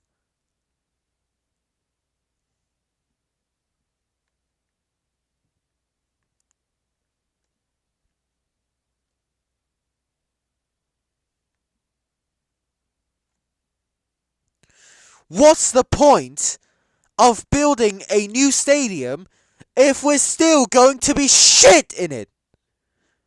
Absolute shit!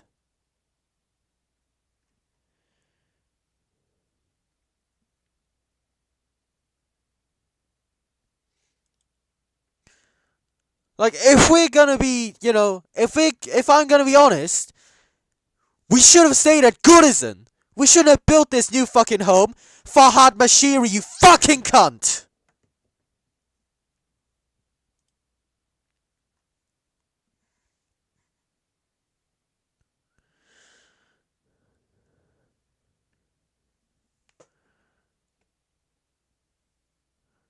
I don't care if I get a strike for this crash out. I just needed to release all the fucking stress that I've had over this over the last few months. I don't care if I get a fucking strike. It's only a warning, innit? Like, you know? It's only 7 like even if I get a second suspension, it's only 7 days of not uploading, innit? Yeah, Everton changes since 2024-25 summer window. Moyes in, Barry in, Dewsbury Hall in, Alcaraz in, Armstrong promoted, Dibbling rolling, and we still can't win.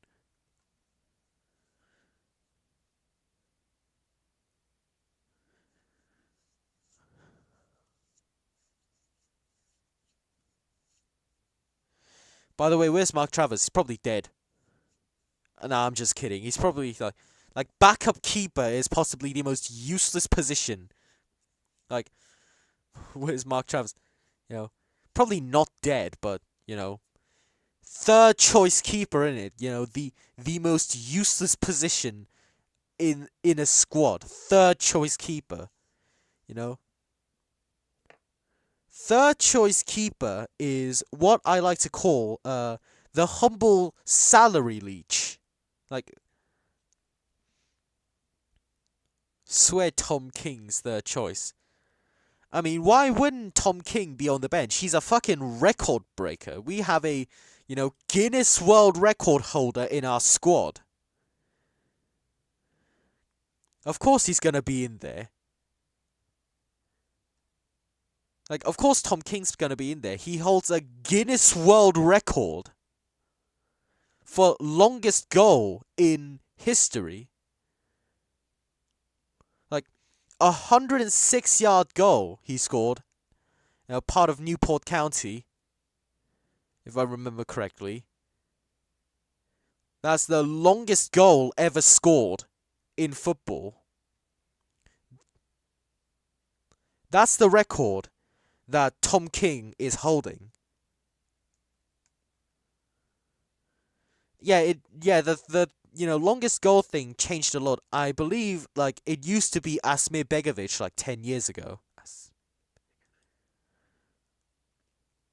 And then it changed hands a few times before, the current record holder, Tom King.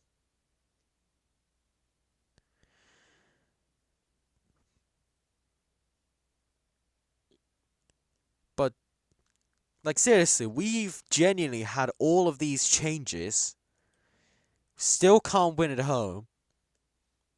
Then what is the problem here?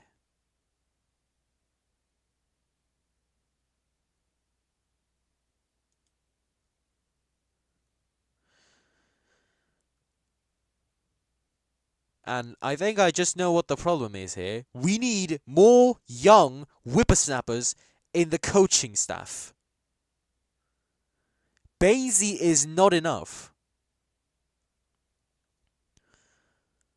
All of these, mid-table successful teams, they all have something in common, and that is a young manager. Or just young coaching staff in general.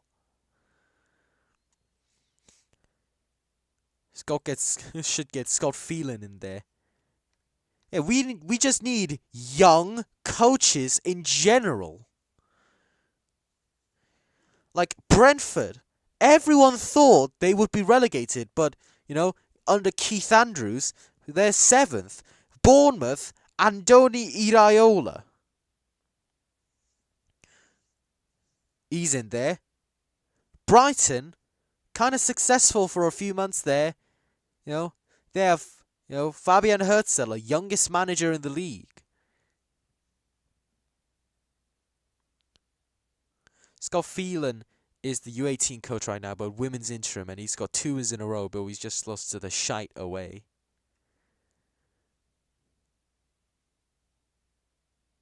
Yeah, Fabian Herzl, I believe, is 34. He's the youngest manager, I believe, youngest permanent manager in Premier League history, I believe.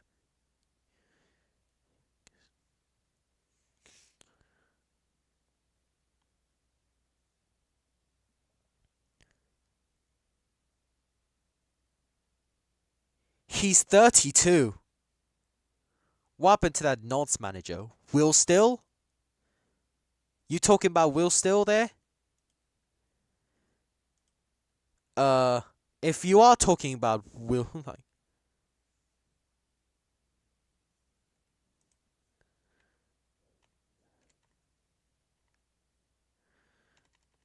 I know he was quite young though. Will Still, he went to Southampton, shat the bed, and got sacked. Yeah, he shat the bed at Southampton in the Championship. And now his brother is manager of Watford. The most dangerous job in English football.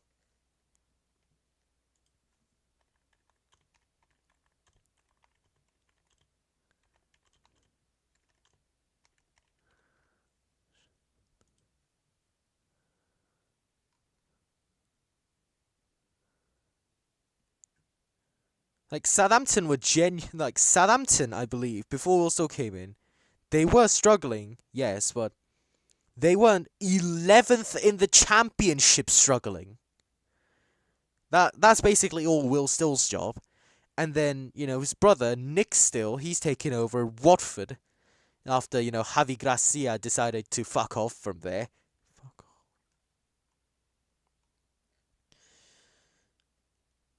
But again, what we need, young coaches. All of these successful teams have young coaches. Sure, there's many teams that don't have young coaches that are still successful. Like, for example, Villa with Unai Emery. With Villa with Unai Emery and the Shite, of course, with Arne Slot. But Unai Emery, that story is basically a miracle story, not gonna lie. And the Shite are worse. That game overall was poor from both sides, but we were especially poor. Because our home form, shite, and it's at home. Don Carlo and Jose Mourinho. Jose Mourinho's getting the whole, racismo allegations against him. 10 pissing corners and no goals. Exactly! We should be good at set pieces. Yeah, we should be good at set pieces, but we just can't do anything with set pieces. And what I believe to be the cause of this is, the fact that we've got a former shite player as our set piece coach. That Benfica player got suspended and called up to the Argentine national team, which is, the ultimate, indicator that you are a racist. Not saying that everyone in the Argentine national team is racist, but quite a lot of them are, not gonna lie. But seriously, I think one of the reasons why we're so bad at set pieces now is because we've got a former shite player as our set piece coach. I don't know if he's still there, but Charlie Adam, he's former shite player.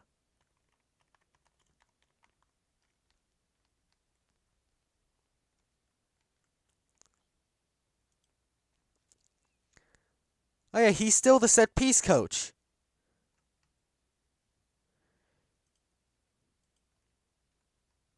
Yeah, we've got a former shite player as a set piece coach.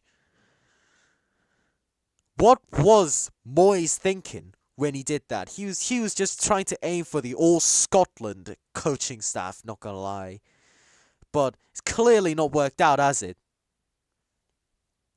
I'm not advocating for change from Moyes just yet, because, we've historically been shit at home, Moyes or not.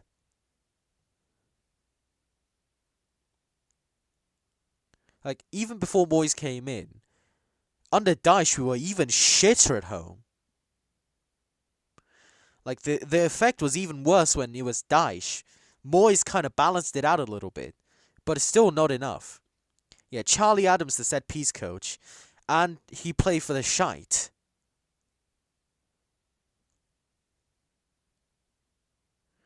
Keane and Tarkowski are slow as shit too, yeah. We need new defenders. New defenders is what we need, because our defense options are so old. Tarkovsky is 34. Keane is 32. The only youngins in our defense are Mikolenko, Patterson, Jake O'Brien, and Adamasno, and Branthwaite. Can Basie come out of retirement? Not gonna lie, Basie would actually be better than Mikolenko. Like, if he, like, you know, put on the boots again. Like, if he put on the boots again, like, I refuse to believe. I might be wrong here, but I do think Tarkovsky is older or the same age as Keane.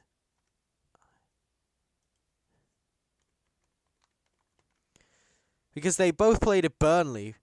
Like, Tarkovsky is older. Tarkovsky is older.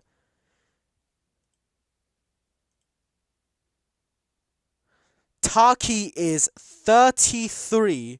Keane is 33 as well, but Tarkovsky was born in 92, Keane in 93. Phil Jagielka, bring him back. Yeah, Tarky's older than 2 months.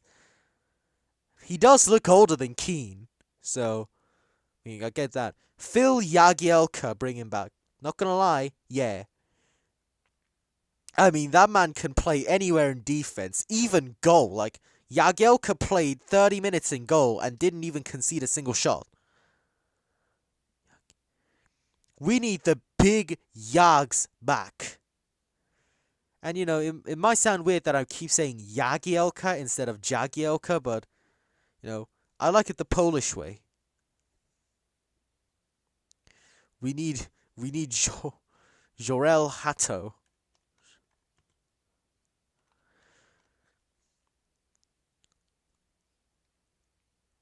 But would Chelsea allow it, is the question. Like, the problem with this is that Chelsea likes to vacuum every single young player on the market. We need a good fucking 100 to 200 mil to get players. But the problem is, what we don't have is 100 to 200 mil. Give Grealish a senzu bean and bring him back. Not gonna lie, we might genuinely have to. Like, we might genuinely have to. You know? I don't know why we signed Dibbling. English. The only reason we signed him is that he's English. And also the only reason he cost 40 million in today's market, English. It's that English tax that gets you.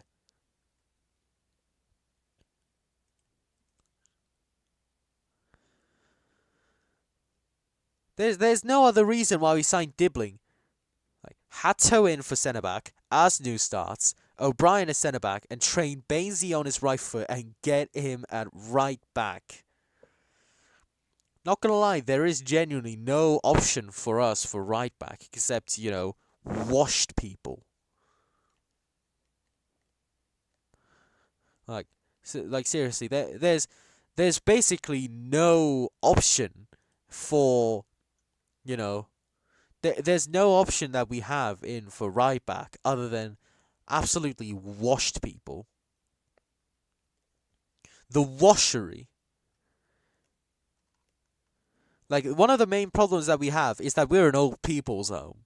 Especially our defense. Our defense is basically an old people's home. Like, our defense is entirely consisted of pensioners.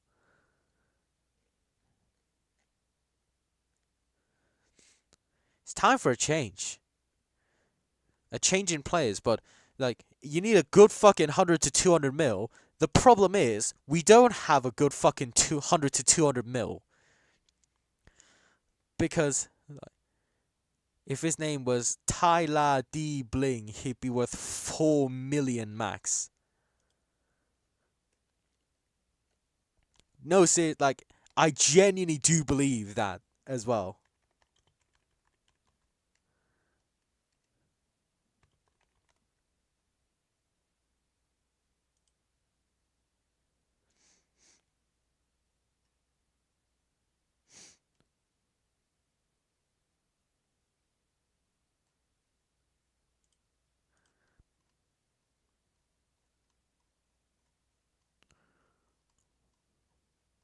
Like if he was named something like, Diebling Toiler or something like that, he'd be worth like 10 mil max. But because he's English, he's apparently worth 30 million. Or even 40. We should sign Israel Reyes. We allowed Benjamin Tesco to score a goal. West Ham did too. Not gonna lie. And they were good. They were winning good. You say Israel Reyes, but would it be good PR now, right now, if we signed a player with the fucking name Israel? I don't think it would be good PR, not gonna lie, to sign a player that's named fucking Israel.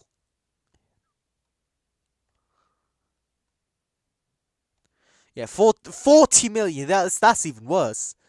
The fact that we paid 40 million for Dibbling from Southampton. Southampton, and who gives a shit? Who gives a shit? The community, mate. Change his name to Palestine and we got a deal. Yes, sir.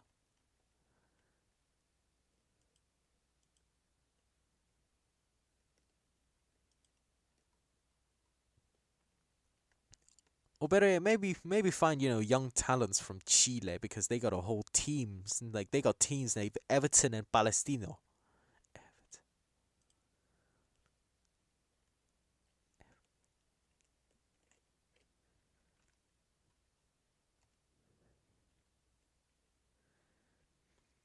Like you say, who gives a shit? And everybody gives a shit nowadays. You've seen Dagenham and Redbridge, right? We should have sold McNeil and brought any defender. We need, for the McNeil deal, blame Crystal Palace. They're the ones that didn't do shit. What does McNeil do? Sit on the bench because Moyes doesn't want to play him.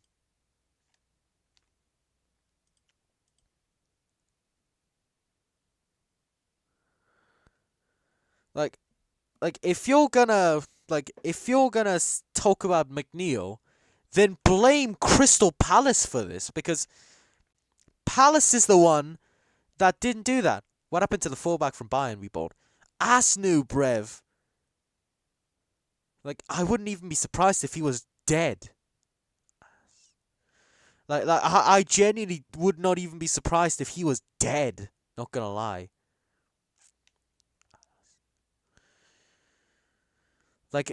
If we're gonna spend all this money to buy players that we aren't going to play, then what is the point of spending that money? Dagenham and Redbridge.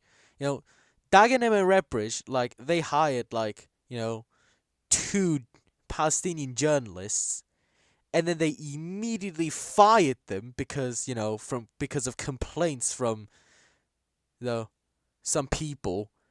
And they've basically become, ostracized by the entire English football community for that. Yeah, Asnu. He's been fit since September. But Moyes doesn't want to play him because he likes Mykolenko better. But we all know how fucking injury-prone Mykolenko is. But, when Mykolenko gets injured, we don't even want to play Asnu there. We would rather play 4 centre-backs. We would rather play a centre-back in left-back than play Asnu. Then why did we even buy him then?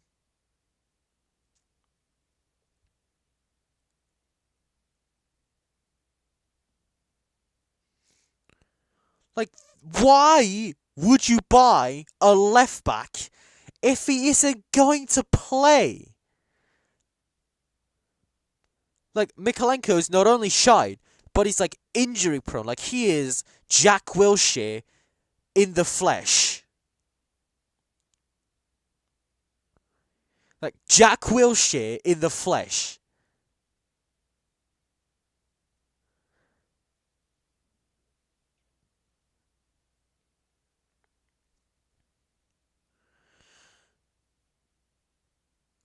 Like, seriously, we spent all that money on a left back. And we would rather play a centre back in left back than play the fucking left back.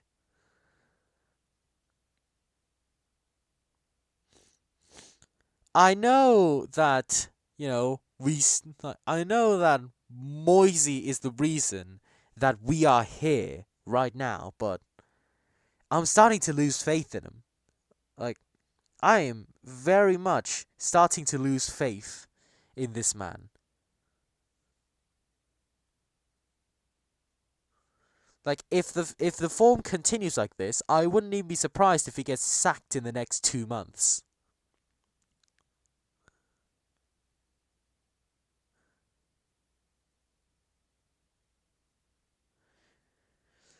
We need a new coach that knows how to properly use the players that we have on hand. And Moyes is not that. He does not know how to play, people properly.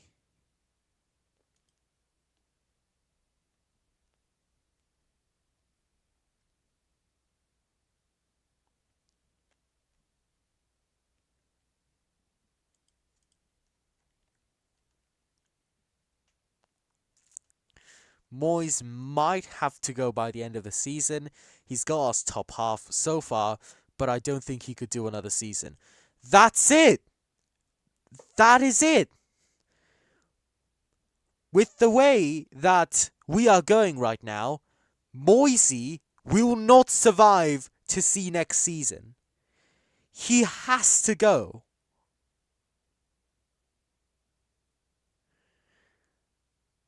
His contract ends at the end of the season. I believe it's a 3.5-year contract for Moyes.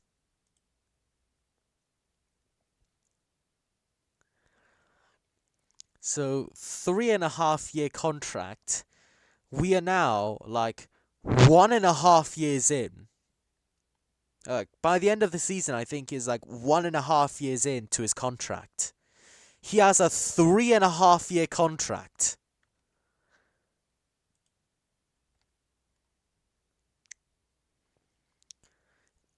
So if we don't sack him, we might have to see him for another 2 years, innit?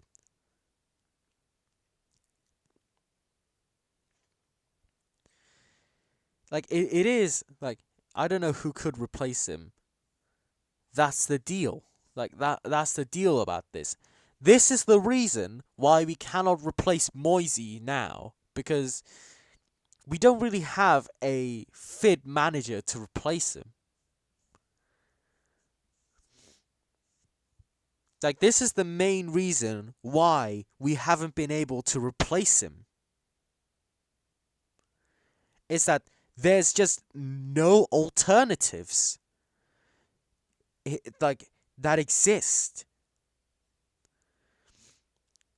And all the other alternatives, not gonna lie, are old heads.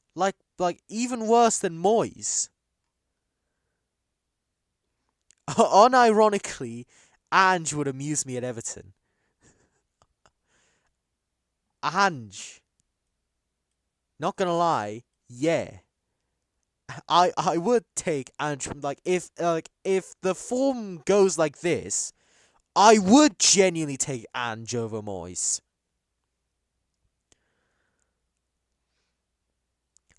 If Moyes goes on like this, I would genuinely take Ange Postecoglou over Moyes. But right now, Moyes is slightly higher on my trust rating.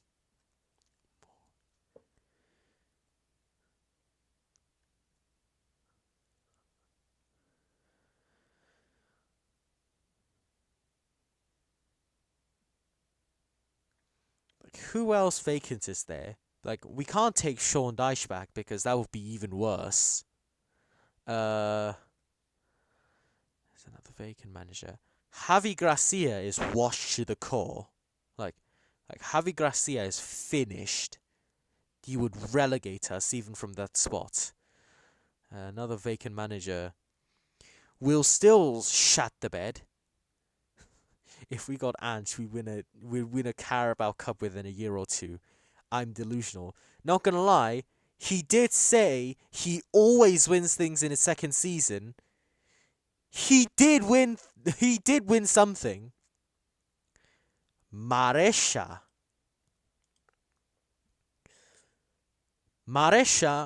not gonna lie. Like, if he doesn't have the traits of Italian managers, like Maresca, you know, he's good, but he has the trait of, you know, a lot of Italian managers of crashing the fuck out.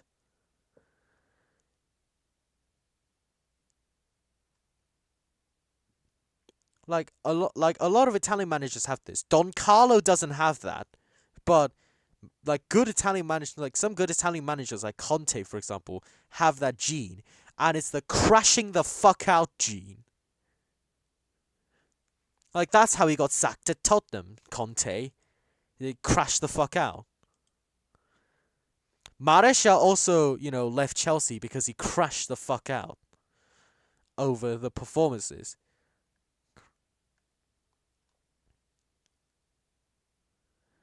Angel Maresca, definitely those are the two main choices if Moyes ever went.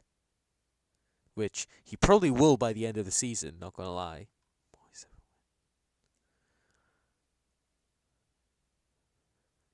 And aside from those two, I genuinely cannot think. We are Thomas Frank. No. I would genuinely take Sean Dyche over Thomas Frank. I would take Dyche over Thomas Frank. No.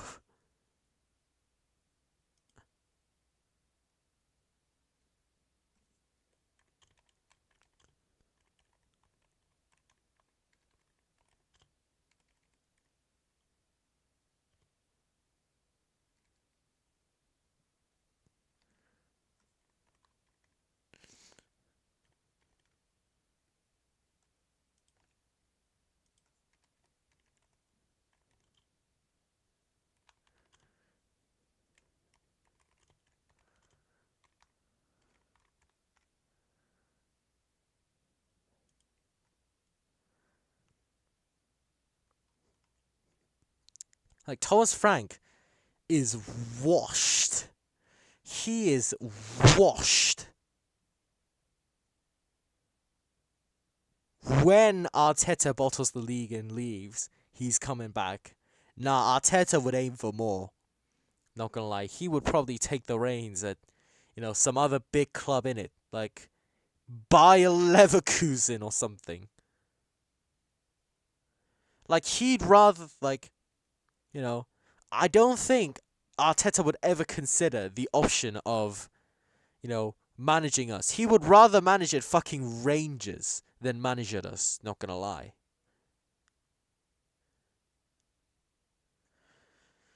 I genuinely do think he would get the Rangers job.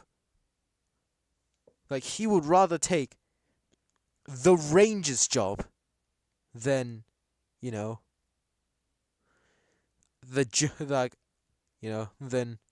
the Everton job.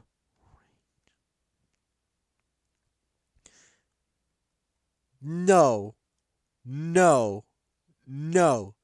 Ten Hag.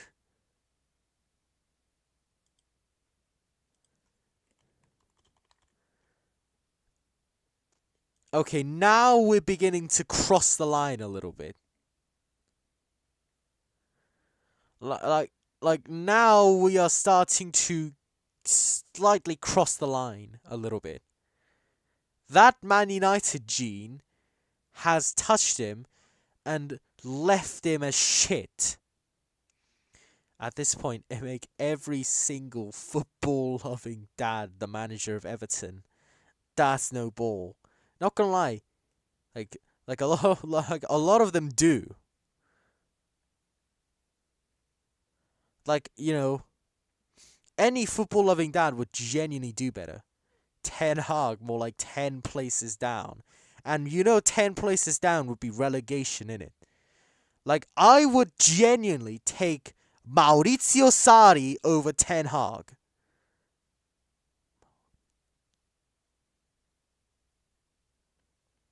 That's the level that I'm going after.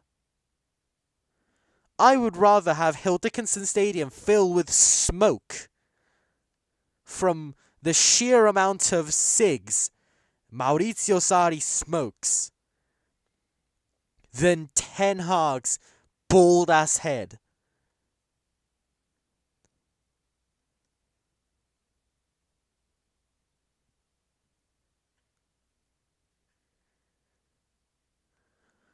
And I genuinely do think I would take Dyche over Thomas Frank.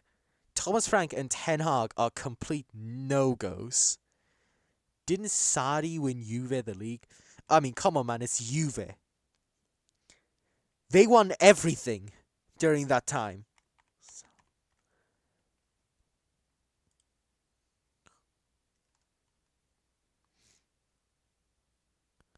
Like, man, come on.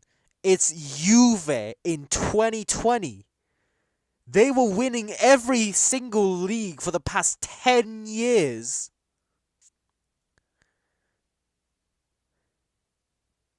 Sarri would turn everyone to a D1 pizza throwing crash out. But I would take that over Ten Hag, actually. Like, that's the level.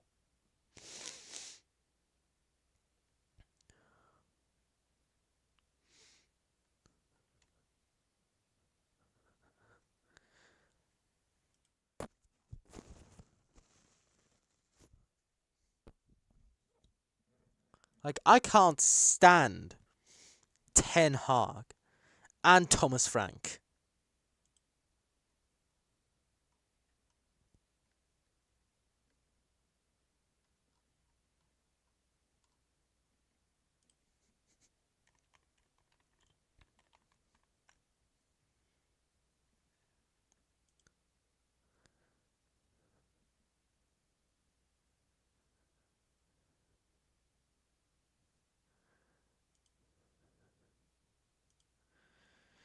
Juve were a cancer in Italian competitiveness. Yeah. They were winning every single league title for 10 years straight. Like, the only thing that could take them down was Calciopoli. And that is crazy. Me, I'll be the boss. Not gonna lie, you would be a better boss than David Moyes.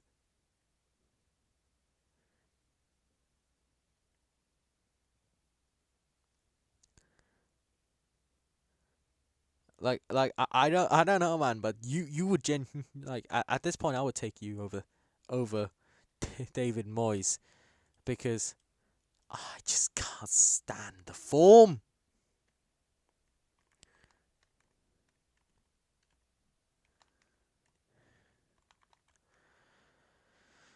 I just can't stand the form. I just can't stand it.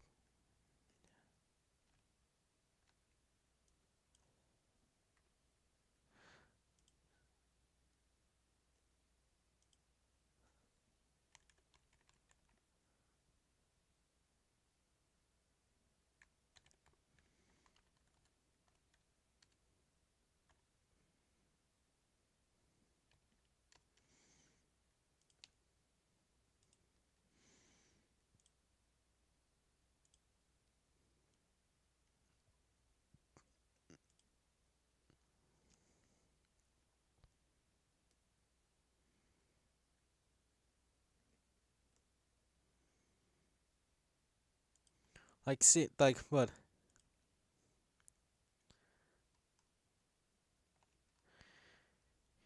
No, I think like the discussion has gone on for this long and for good reason, but it is literally 7:30, and I've been doing this live stream for almost 3 hours.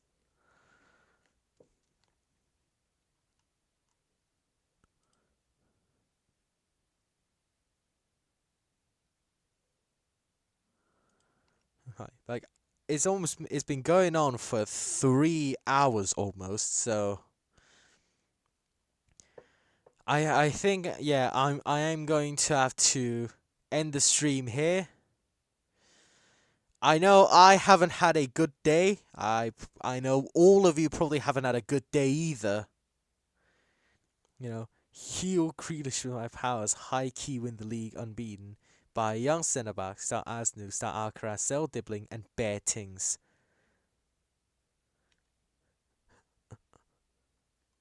True, true. Past 10:30 for me. It's literally 7:30 in the morning for me. I started the stream at 5 minutes to 5 a.m. and I'm moving on 3 hours of that shit. You poor soul. Will I do this for the love of the game? So, will I do this for the love of the game? You watch this for the love of the game. We all do this for the love of the game.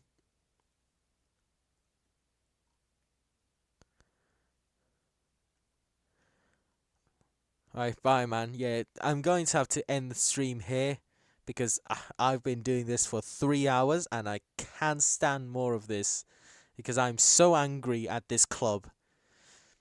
I know I haven't had a good day. I know you probably all haven't had a good day, but let's keep the positivity in life going, you know? Let's keep that positivity rolling. So, I'm just going to say, I hope, even with the things going on in life, I hope you all have a good day. And I hope you all have a great rest of your day. Keep that positivity going. And that's all from me. And it is goodbye.